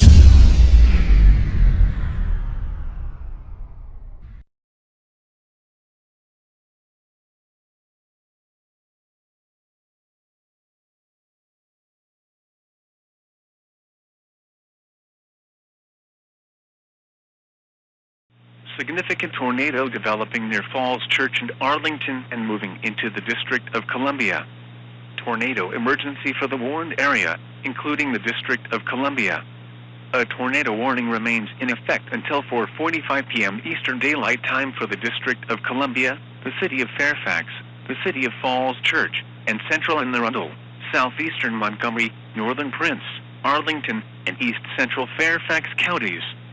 At 4:01 p.m. Eastern Daylight Time, a large and extremely dangerous tornado was developing near Falls Church, or near Arlington, moving east at 55 miles per hour. This is a tornado emergency for the warned area, including the District of Columbia. Seek shelter now in order to protect your life. Hazards including a developing deadly tornado. Radar and broadcast media have confirmed a developing significant tornado near Falls Church in Arlington. Broadcast media has reported a large funnel that just moved through Falls Church, though no ground circulation has been determined yet. Radar has indicated that a rather intense velocity signature is coming together within the past few minutes. Given these reports, a significant tornado is developing and will likely touch down any minute. The following impacts are expected. You are in a life-threatening situation. Flying debris may be deadly to those caught without shelter. Mobile homes will be destroyed. Considerable damage to homes, businesses, and vehicles is likely, and complete destruction is possible. Locations impacted include Arlington, Bethesda, Bowie, Severn, Annapolis, College Park, Crofton, Greenbelt, Langley Park, Beltsville, Riviera Beach, Falls Church, Bladensburg, Puget Hills, Naval Academy, Byrd Stadium, FedEx Field, Fort Totten, Roslyn, and Severn River. To repeat, a large, extremely dangerous, and potentially deadly tornado is developing. To protect your life, take cover now. Move to a basement or an interior room on the lowest floor of a sturdy building. Avoid windows. If you are outdoors or in a vehicle, move to the closest substantial shelter and protect yourself from flying debris. Motorists should not take shelter under highway overpasses. If you cannot safely drive away from the tornado, as a last resort, either park your vehicle and stay put, or abandon your vehicle and lie down in a low-lying area and protect yourself from flying debris. Heavy rainfall may hide this tornado. Do not wait to see or hear the tornado. Take cover now. To report severe weather, contact your nearest law enforcement agency. They will send a report to the National Weather Service office in Sterling, Virginia. Large, destructive, and likely violent tornado on the ground in the District of Columbia causing catastrophic damage. Tornado emergency continues for the warned area, including the District of Columbia. Widespread devastation is likely in the emergency area. Residents in the emergency area must seek shelter now in order to protect your life. A tornado warning remains in effect until 4:45 p.m. Eastern Daylight Time for the District of Columbia, Central Anne Arundel, Southeastern Montgomery, Northern Prince George's, and Eastern Arlington counties. At 4:08 p.m. Eastern Daylight Time, a confirmed large, extremely dangerous, and likely violent tornado was observed in the District of Columbia, or about 3 miles northeast of the White House, moving east at 55 miles per hour. Tornado emergency continues for the warned area, including the District of Columbia. Widespread devastation is likely in the emergency area. Residents in the emergency area must seek shelter now in order to protect your life. Hazards included a violent tornado. Numerous sources have confirmed this tornado. Radar has indicated a violent velocity signature, with a deep tornadic debris signature and intense debris ball. At 4:06 p.m., weather spotters and the public indicated a large, wet tornado causing massive damage with large chunks of debris in the air in the District of Columbia. Broadcast media has a large wedge tornado moving through the District of Columbia, with several power flashes and debris in the air. The following impacts are expected. You could be killed if you are not in a secure shelter. Complete destruction of entire neighborhoods is likely. Many well-built homes and businesses could be completely swept from their foundations. Debris will block most or all roadways. Widespread devastation is likely, making areas unrecognizable to survivors. Locations to be impacted include Bowie, Annapolis, College Park, Crofton, Greenbelt, Langley Park, Riviera Beach, Bladensburg, Naval Academy, Severn River, Byrd Stadium, National Park, FedEx Field, Howard University, Gallaudet University, Fort Totten, RFK Stadium, Glen Burnie, Severna Park, and Odenton. To repeat, a large, extremely dangerous, and potentially violent tornado is on the ground. To protect your life, take cover now. Move to a basement or an interior room on the lowest floor of a sturdy building. Avoid windows. If you are outdoors or in a vehicle, move to the closest substantial shelter and protect yourself from flying debris. Motorists should not take shelter under highway overpasses. If you cannot safely drive away from the tornado, as a last resort, either park your vehicle and stay.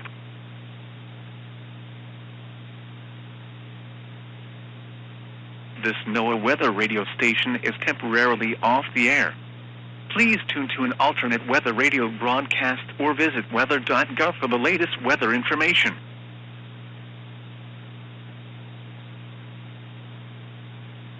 This NOAA weather radio station is temporarily off the air. Please tune to an alternate weather radio broadcast or visit weather.gov for the latest weather information.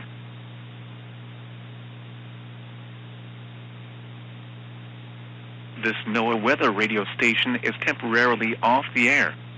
Please tune to an alternate weather radio broadcast or visit weather.gov for the latest weather information.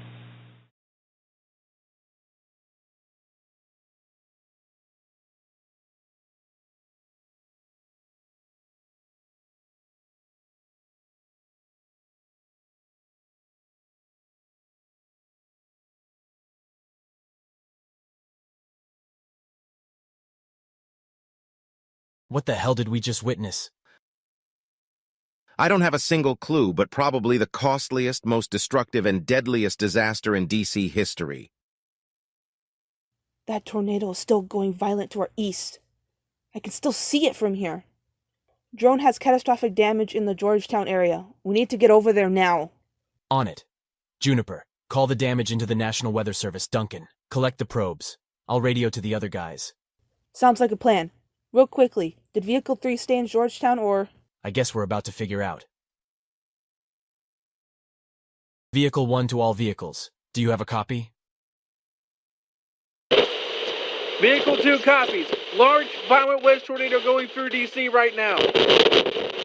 We know. Thing intensified and widened pretty much right in front of us. It was the coolest but scariest thing of all time. Do you know the whereabouts of Vehicle 3? Negative. Last time I checked, they were in Georgetown, and that was right before the tornado hit. Okay. Vehicle 1 to Vehicle 3. Do you have a copy?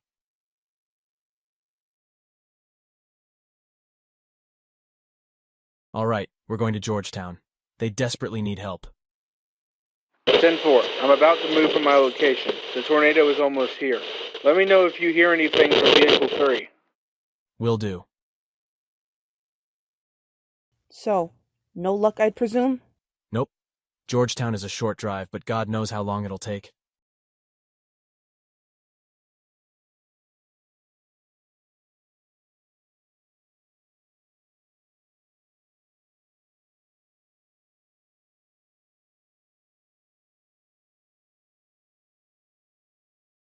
Widespread devastation is likely in the emergency area. Residents in the emergency area must seek shelter now in order to protect your life. Hazards included a violent tornado. Numerous sources have confirmed this tornado. Radar has indicated a violent velocity signature with a deep tornadic debris signature and intense debris ball. At 4:06 p.m., weather spotters and the public indicated a large, wet tornado causing massive damage with large chunks of debris in the air in the District of Columbia. Broadcast media has a large wedge tornado moving through the District of Columbia with several power flashes and debris in the air. The following impacts are expected. You could be killed if you are not in a secure shelter. Complete destruction of entire neighborhoods is likely. Many well-built homes and businesses could be completely swept from their foundations. Debris will block most or all roadways. Widespread devastation is likely, making areas unrecognizable to survivors.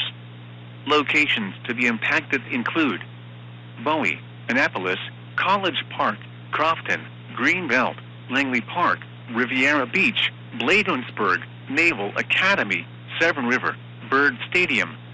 Large and violent tornado with a history of producing widespread, mass devastation in the District of Columbia, now causing a path of destruction in central Maryland. Tornado emergency continues for the warned area. Mass devastation is likely in the emergency area.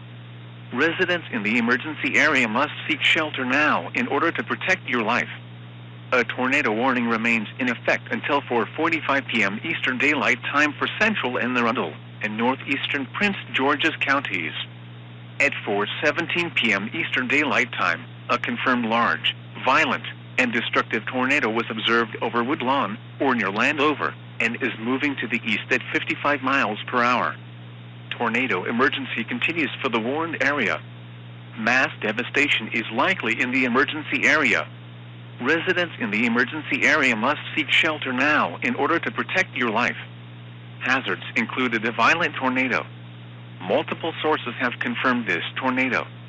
Radar continues to indicate an intense to violent velocity signature with an intense debris ball and deep tornadic debris signature. Weather spotters, the public and broadcast media have all confirmed a large, violent, wet tornado that moved through the District of Columbia and now areas to the east, with several power flashes and large chunks of debris in the air. Catastrophic damage has been reported in the District of Columbia. The following impacts are expected. You could be killed if you are not in a secure shelter. Complete destruction of entire neighborhoods is likely. Many well-built homes and businesses could be completely swept from their foundations. Debris will block most or all roadways.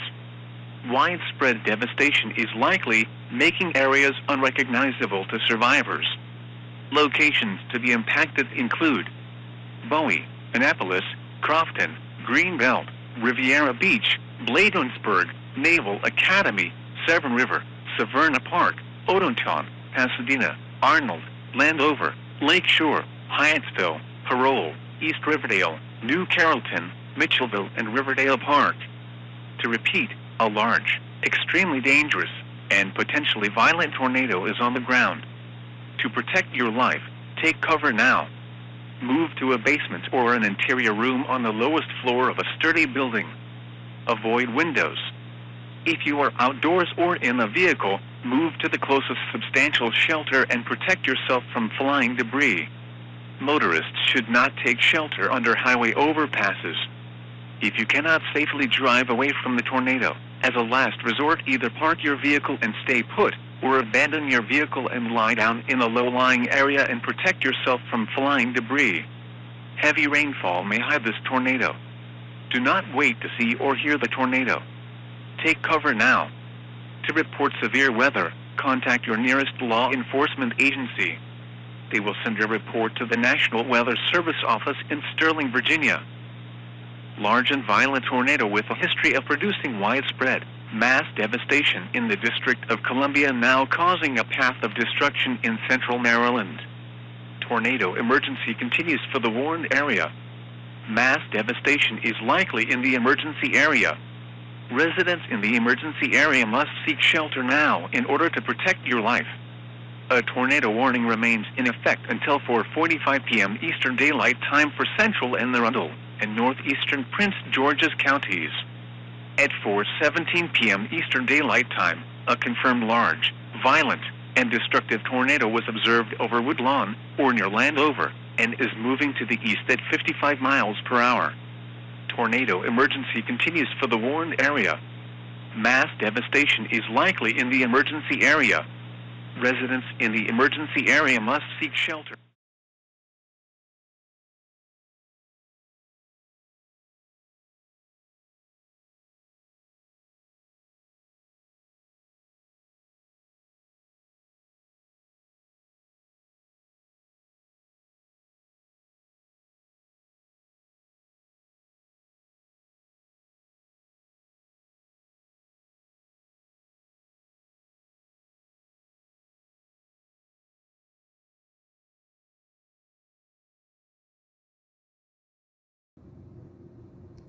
Are we back? Like, seriously, are we back? It appears so. Okay, we apologize for that, as the tornado seems to have cut power to pretty much most of Washington, D.C. Our large, violent tornado is now located near Landover and continues to move east-northeast at 55 miles per hour. Catastrophic damage has been reported in D.C., mostly confined in the Georgetown area so far. This damage has been reported by the storm chasers we were on the line with earlier before we temporarily lost power. The last thing we'd heard from them is that they were headed up to Georgetown and will call us when they get there. However, drone footage from the chasers confirmed that there is, and I quote, catastrophic damage in the town and all hands are needed in the area. We also had a mesoscale discussion come out, which stated the tornado with winds likely in the 150 to 190 mile per hour range was ongoing and will likely continue for the next 30 to 60 minutes. We continue to stress that anyone in the polygon needs to take shelter if they haven't already. While this tornado isn't as violent as it was about 15 minutes ago, it is still rather intense in nature. We still have a defined debris ball with an intense velocity couple. Debris has been reportedly been lofted upwards of 20,000 feet, which should suggest a tornado of EF4 intensity. This data backs up the probes finding by storm chasers and in the SPC mesoscale discussion. This tornado will likely impact Crofton in about 10 minutes here, and then Crownsville in about 15 to 20 minutes. These cities are in the direct path, and are at most danger given any deviations from the current mean of flow of the storm. Right now, this tornado is impacting areas in and just south of Seabrook, and just recently impacted the Landover and Landover Hills area. I'm going to chime in real quick. Catastrophic damage is being reported from across Washington, D.C., and now in Bladensburg. EMS have quickly declared a mass casualty incident in the Washington, D.C. area, with numerous, potentially hundreds of casualties. Dear God. That's terrible. If this doesn't get you to seek shelter, then I don't know what will. This area has never experienced something as bad as this. As an almost certainly violent tornado just went through Washington, D.C., and is still on the ground. The tornado emergency was recently updated, as you can tell. Since the polygon got shorter, it still suggests a violent tornado is ongoing, causing widespread devastation. I'm really simply for a loss for words here. There is not much else you can say.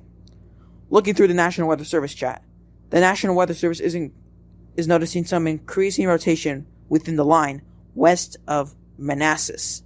If this develops, this might go over already impacted areas, and will likely hinder search and rescue in the Washington, D.C. area. We have chasers back on the line. Ambrose, what is it like in the Georgetown area? Charlie, it's absolutely horrible and nothing short of it. You can hear the numerous sirens around here arriving on the scene. A majority of the buildings in the Georgetown have been completely destroyed, with multiple structures flattened. It's a war zone, and I can personally confirm at least 30 injuries and a few fatalities. These people, despite the early warning, didn't seem prepared. Dear God, that's just horrible to hear. How in need are you in Georgetown right now? Desperate. Absolutely desperate. We've only gone down 2 streets so far, and we still have several more to go. Not to mention the catastrophic damage continues miles to the east. We need state and federal resources ASAP. Search and rescue is highly anticipated to go into the night and possibly tomorrow morning. There's so many structures that need to be searched. I need to go help. I'll call you if there's anything new. Thank you, Ambrose. As you've heard, he has at least 30 injuries and a few fatalities, and he hasn't even gotten that far yet. If that's the truth, then we might have a death toll count. That is very high. At least some good news now that our tornado is weakening, given a weakening of the velocity signature. If we were to take a look real quick, you can know how it isn't as strong as it was 10, even 5 minutes ago. This is a good sign, but it can easily ramp back up. So don't let your guard.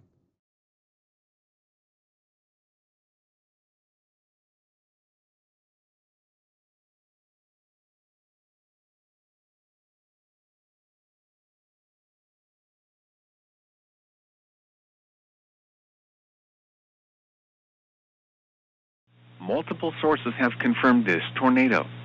Radar continues to indicate an intense to violent velocity signature, with an intense debris ball and deep tornadic debris signature. Weather spotters, the public and broadcast media have all confirmed a large, violent, wedge tornado that moved through the District of Columbia and now areas to the east, with several power flashes and large chunks of debris in the air. Catastrophic damage has been reported in the District of Columbia. The following impacts are expected. You could be killed if you are not in a secure shelter. Complete destruction of entire neighborhoods is likely. Many well-built homes and businesses could be completely swept from their foundations. Debris will block most or all roadways. Widespread devastation is likely, making areas unrecognizable to survivors. Locations to be impacted include Bowie, Annapolis, Crofton, Greenbelt, Riviera Beach, Bladensburg, Naval Academy, Severn River, Severna Park, Odenton, Pasadena, Arnold, Landover, Lakeshore, Hyattsville, Parole, East Riverdale, New Carrollton, Mitchellville, and Riverdale Park. To repeat, a large, extremely dangerous, and potentially violent tornado is on the ground. To protect your life, take cover now. Move to a basement or an interior room on the lowest floor of a sturdy building. Avoid windows. If you are outdoors or in a vehicle, move to the closest substantial shelter and protect yourself.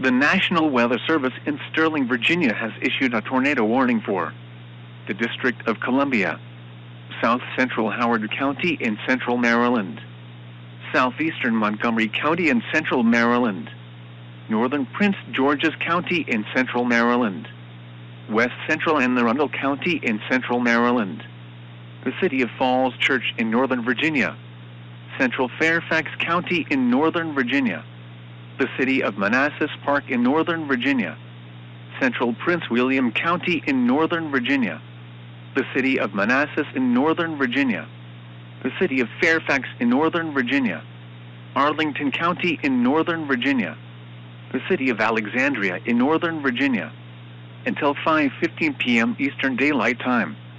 At 4:25 p.m. Eastern Daylight Time, a severe thunderstorm capable of producing a tornado was located near Manassas or near Manassas Park, moving northeast at 55 miles per hour. Hazards included a tornado. This is a radar-indicated threat. Several of these areas in the warning were impacted by an ongoing intense to violent, long-track tornado that caused catastrophic damage in the District of Columbia through Landover not too long ago. The following impacts are expected.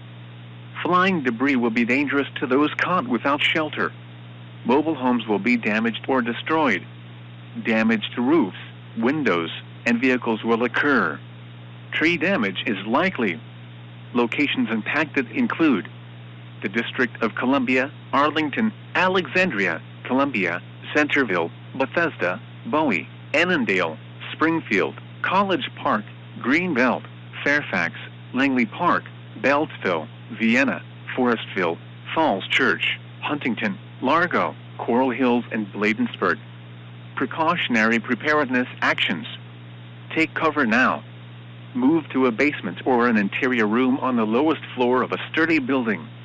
Avoid windows. If you are outdoors or in a vehicle, move to the closest substantial shelter and protect yourself from flying debris. Heavy rainfall may hide this tornado. Do not wait to see or hear the tornado. Take cover now.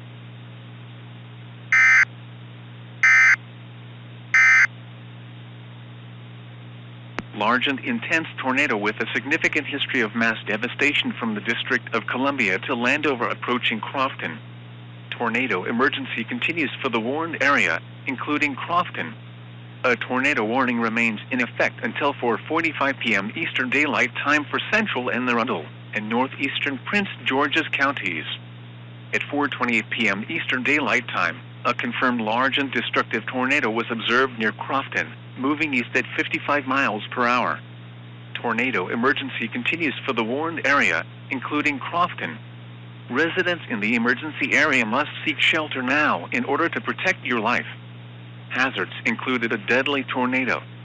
Radar continues to confirm a large and destructive tornado on the ground. Mass devastation has been reported from the District of Columbia with this tornado, with multiple casualties being reported at this time. The following impacts are expected. You are in a life-threatening situation. Flying debris may be deadly to those caught without shelter. Mobile homes will be destroyed. Considerable damage to homes, businesses, and vehicles is likely and complete destruction is possible.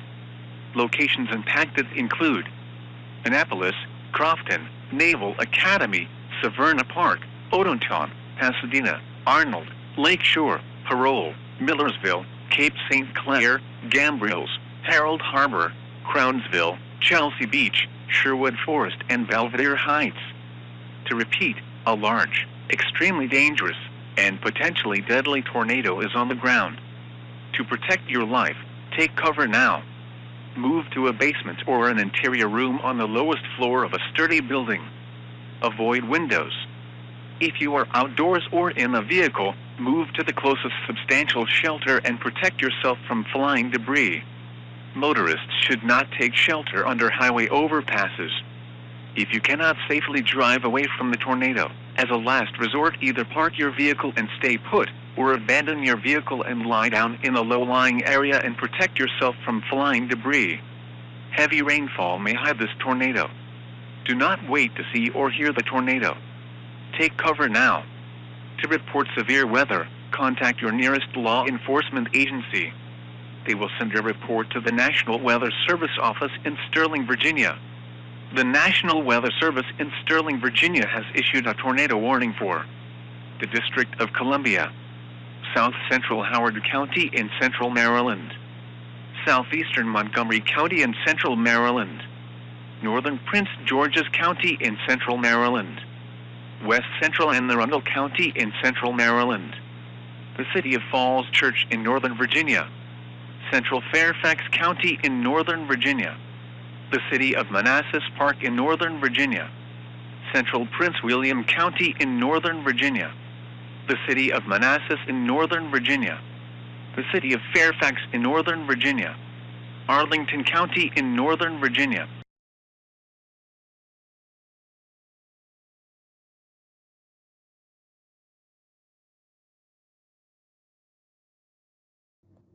We continue to track this long-tracked, intense tornado that was violent back in the Washington, D.C. area. We continue to receive reports of catastrophic damage and numerous casualties from the impacted areas in Washington, D.C., and in Bladensburg and Landover. This tornado is currently located southeast of Bowie or west of Crofton. This tornado will likely be impacting the core of Crofton within a few minutes. We have noted a strengthening trend once again with velocities as the tornado appears to be intensifying as it approaches town. This is our only warning in the coverage area at the moment, so we can truly fully focus on the storm. The National Weather Service did note a storm near Manassas for a potential tornado warning down the road.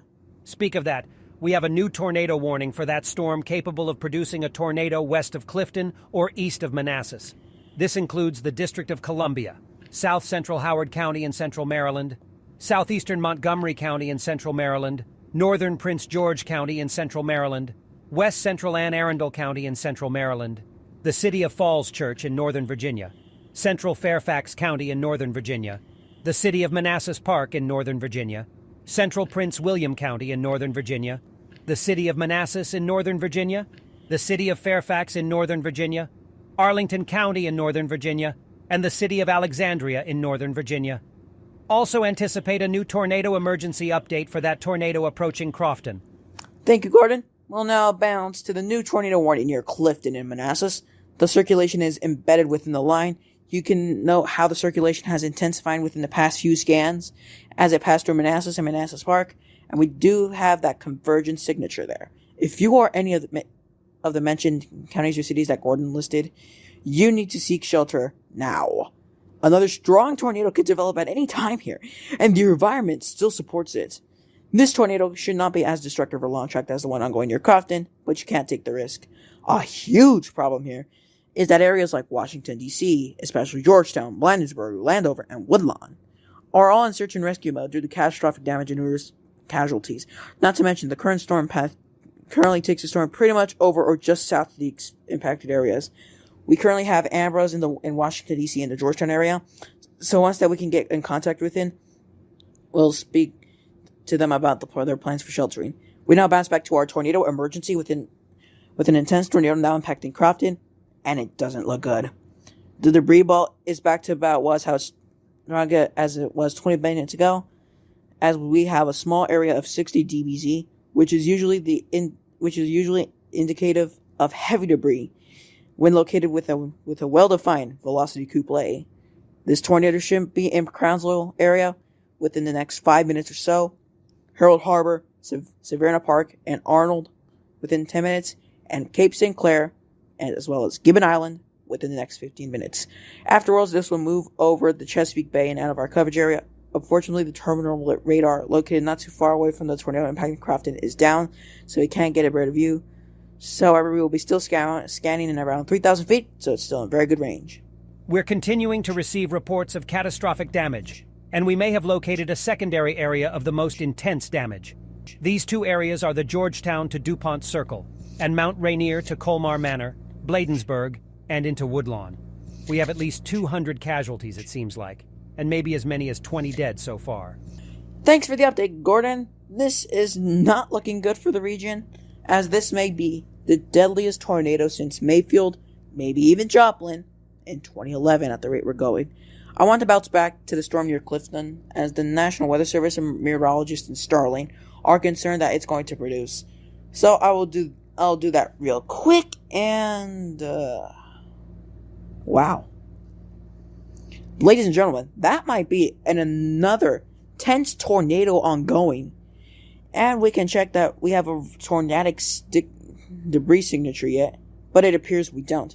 If I had to guess, the next scan will have a debris signature, and we see a quick trigger of a PDS, particularly dangerous situation, tornado warning, which, as we've stressed, will include several areas by the violent tornado that struck DC that is passing through Crofton now. There's our tornadic debris signature now. We will flip over to the velocity, and it lines up very well. Our tornadic debris signature will likely get deeper here soon, but right now this tornado is over mostly trees, but it will quickly move to the more populated areas of the Washington, D.C. metro. This is another significant tornado in this area, so if you are in the warned area, which includes the city of of the District of Columbia, the City of Fairfax, Falls Church, Alexandria, West Central Anne Ardell, South Central Howard, Southeastern Montgomery, Northern Prince George's, Arlington, and Central Fairfax counties. Seek shelter now. Even if you're doing search and rescue in the Washington, D.C. area, you need to seek shelter. Even though it's understandable that you should be saving lives, there comes a limit to where it's better off to temporarily take shelter and return to normal activities once we're clear. Don't worry, we will clear the areas impacted as soon as the threat is over, which isn't something we've done today, but it is needed. Some good news is that our velocity could play weakened as we move through populated areas, but there is still a deep tornadic debris signature now. And a quick look in the reflectivity, and there it is again.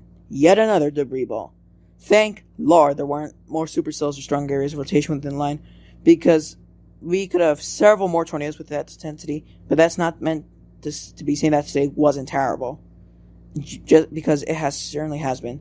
We'll briefly bounce back to our storm and pass through Crofton. It seems to be back on.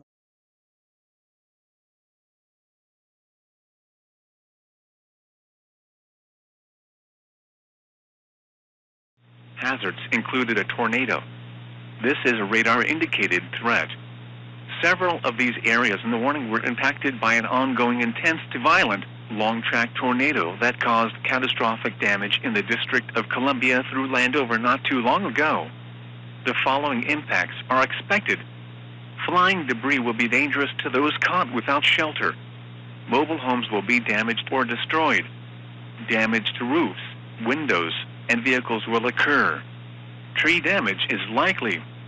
Locations impacted include the District of Columbia, Arlington, Alexandria, Columbia, Centerville, Bethesda, Bowie, Annandale, Springfield, College Park, Greenbelt, Fairfax, Langley Park, Beltsville, Vienna, Forestville, Falls Church, Huntington, Largo, Coral Hills, and Bladensburg. Precautionary preparedness actions. Take cover now. Move to a basement or an interior room on the lowest floor of a sturdy building. Avoid windows. If you are outdoors or in a vehicle, move to the closest substantial shelter and protect yourself from. A tornado warning remains in effect until 5:15 p.m. Eastern Daylight Time for the District of Columbia, the City of Fairfax, the City of Falls Church, the northwestern City of Alexandria and West Central Anne Arundel, South Central Howard, Southeastern Montgomery, Northern Prince George's, Arlington, and Central Fairfax counties. At 4:34 p.m. Eastern Daylight Time, a confirmed large and extremely dangerous tornado was located near Fairfax Station. Doppler radar shows this tornado moving to the northeast at 55 miles per hour. This is a particularly dangerous situation. Take cover now. Hazards included a deadly tornado. This is a radar-confirmed tornado. This tornado may pass over or very close to areas heavily impacted by an intense to violent long tract in the District of Columbia. The following impacts are expected. You are in a life-threatening situation. Flying debris may be deadly to those caught without shelter. Mobile homes will be destroyed. Considerable damage to homes, businesses, and vehicles is likely, and complete destruction is possible. Locations to be impacted include District of Columbia, Arlington, Columbia, Bethesda, Bowie, Annandale, College Park, Greenbelt, Fairfax, Langley Park, Beltsville, Vienna, Falls Church, Bladensburg, Mantua, Plymouth Hills, McLean, Byrd Stadium, FedEx Field, American Legion Bridge, and Fort Totten. Precautionary preparedness actions. To repeat, a large, extremely dangerous, and potentially deadly tornado is on the ground. To protect your life, take cover now. Move to a basement or an interior room on the lowest floor of a sturdy building. Avoid windows. If you are outdoors or in a vehicle, move to the closest substantial shelter and protect yourself from flying debris. Heavy rainfall may hide this tornado. Do not wait to see or hear the tornado. Take cover now. A tornado warning remains in effect until 5:15 p.m. Eastern Daylight Time for the District of Columbia, the City of Fairfax, the City of Falls Church, the northwestern City of Alexandria and West Central Anne Arundel, South Central Howard, Southeastern Montgomery, northern Prince George's, Arlington, and central Fairfax counties. At 4:34 p.m. Eastern Daylight Time, a confirmed large and extremely dangerous tornado was located near Fairfax Station. Doppler radar shows this tornado moving to the northeast at 55 miles per hour. This is a particularly dangerous situation. Take cover.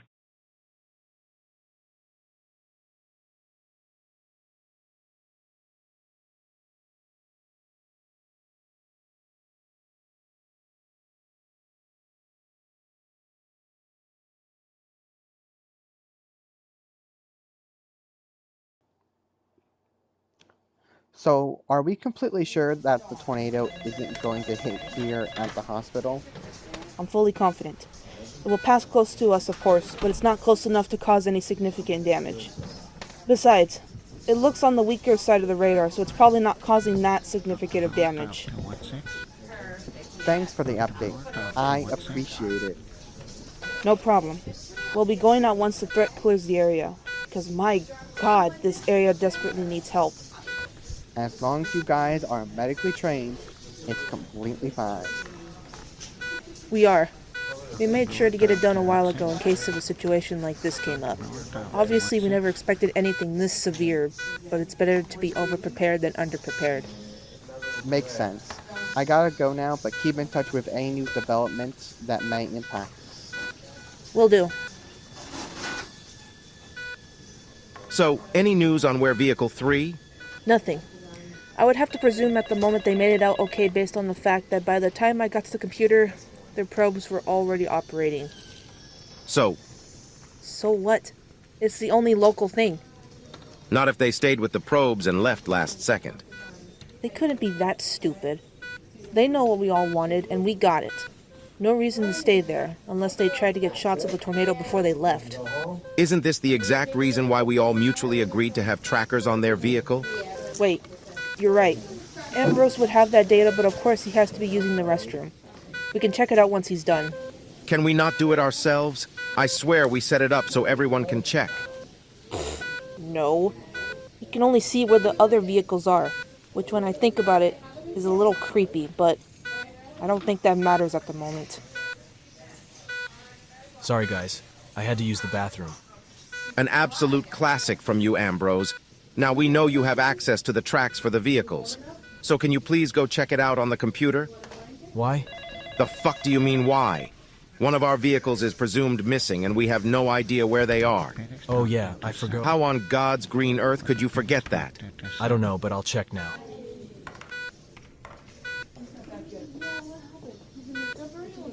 Their trackers has them in the neighborhood we're in. Right in the area that was it.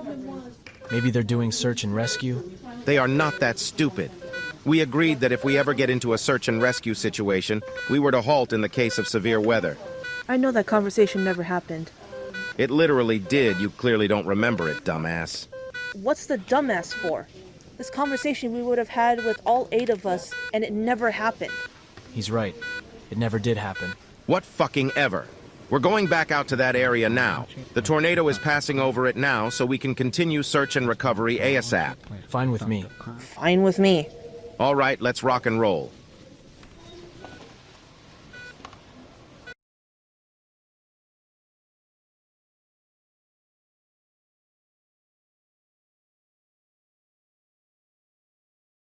The tornado warning for the District of Columbia, West Central and Arundel, South Central Howard, Southeastern Montgomery, Northern Prince George's, Northeastern Arlington, and Northeastern Fairfax counties is canceled.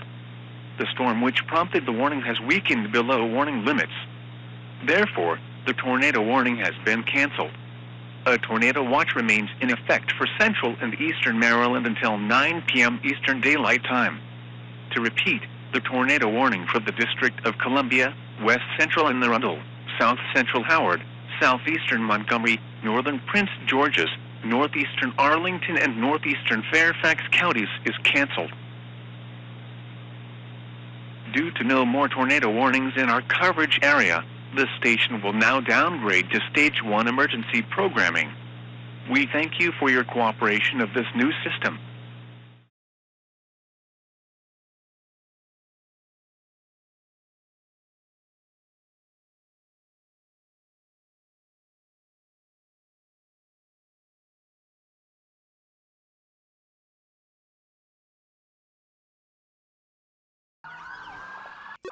At least the good thing is with this run, we're finding a lot more people alive than last time. It is good, and I'm glad we've been able to help several lives here. A lot of local chasers around here seem to be helping emergency services. Deep down, it makes me happy that we can all come together. Wish it wasn't like this. Yeah, I suppose. Holy shit, look at that, guys. Oh my god. That vehicle was thrown into that building and it crushed. That is terrifying. Let's go check to see if there's anyone in it we can help. From the looks of it, unfortunately, if anyone was in it, they're probably gone. Keep up a more positive attitude, Duncan. You've been thinking every corner we've come across there's gonna be dozens dead, and we haven't found anyone dead. Yet. True, but no way. That can't be, can it? What? That looks identical to Vehicle 3, like exactly identical. I doubt it. Besides, it's too hard to decipher a vehicle after it's been crumbled like that. Would doubt your doubt, Ambrose.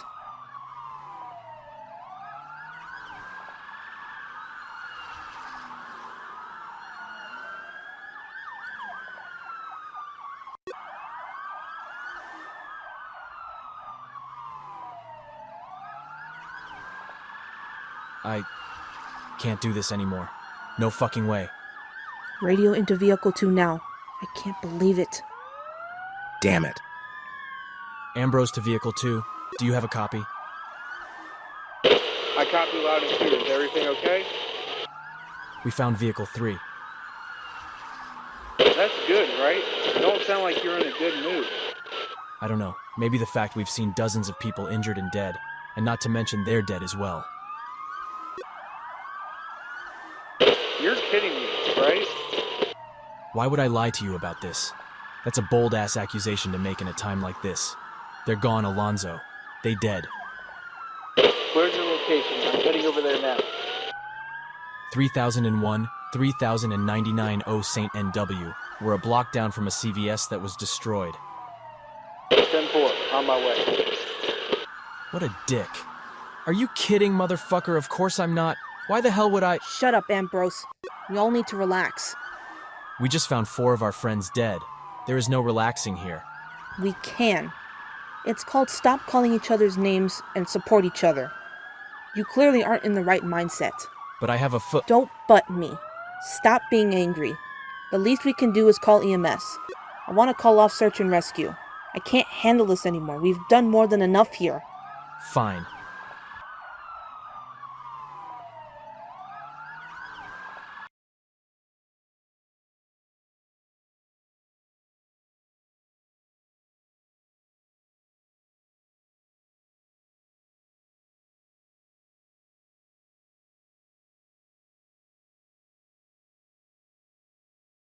Good evening, I'm Jordan for the 6 o'clock news here as we continue to cover a major tornado event that occurred in Washington, D.C. just a few hours ago.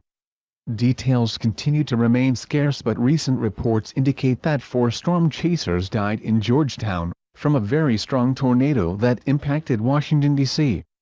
We have footage from our sister station in Washington, D.C. as the tornado was impacting portions of the Georgetown area. We will warn you, some of the content in this video may be disturbing to some viewers. What are you guys seeing? We have a rapidly condensing wedge right now just north of us 29. This thing has gotten big within the past 2 minutes. We have debris in the air and it's getting bigger by the second. This might be half a mile wide already. It's getting windy on this bridge real quick here. Are you guys in a safe spot? We do not need you guys to get hurt from this. We're getting RFD winds, but nothing else. But if this expands any further, we might be in trouble. Look at the horizontal vortices on the eastern side. This thing got violent. It's lifting trees on the drone. Houses are going as well.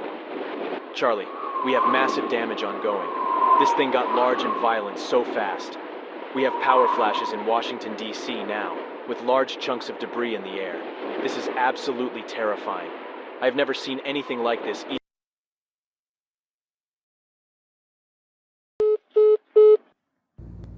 We lost contact with them for a moment. Try to get back with them as soon as possible. Oh my god, that velocity couplet. Radar backs up Ambrose reports of a large and violent tornado ongoing near Georgetown University, moving east-northeast at 55 miles per hour. It's in Washington, D.C. right now, pretty much. Switch back over to the reflectivity and... oh no. We have a debris ball now in Georgetown. That's just awful to look at. We have so much debris that radar is picking it up. Our violent tornado is now located west of the DuPont Circle, and it's about to impact that area. Anyone, and I mean anyone, in Washington, D.C., north of US 50, must be into the shelter now. If you have time, move underground, because this tornado, is violent. Very strongly worded tornado emergency incoming. This is some of the strongest wording I've seen ever. This isn't just a normal tornado emergency, it's a heavily worded tornado emergency for the entire warned area. They're called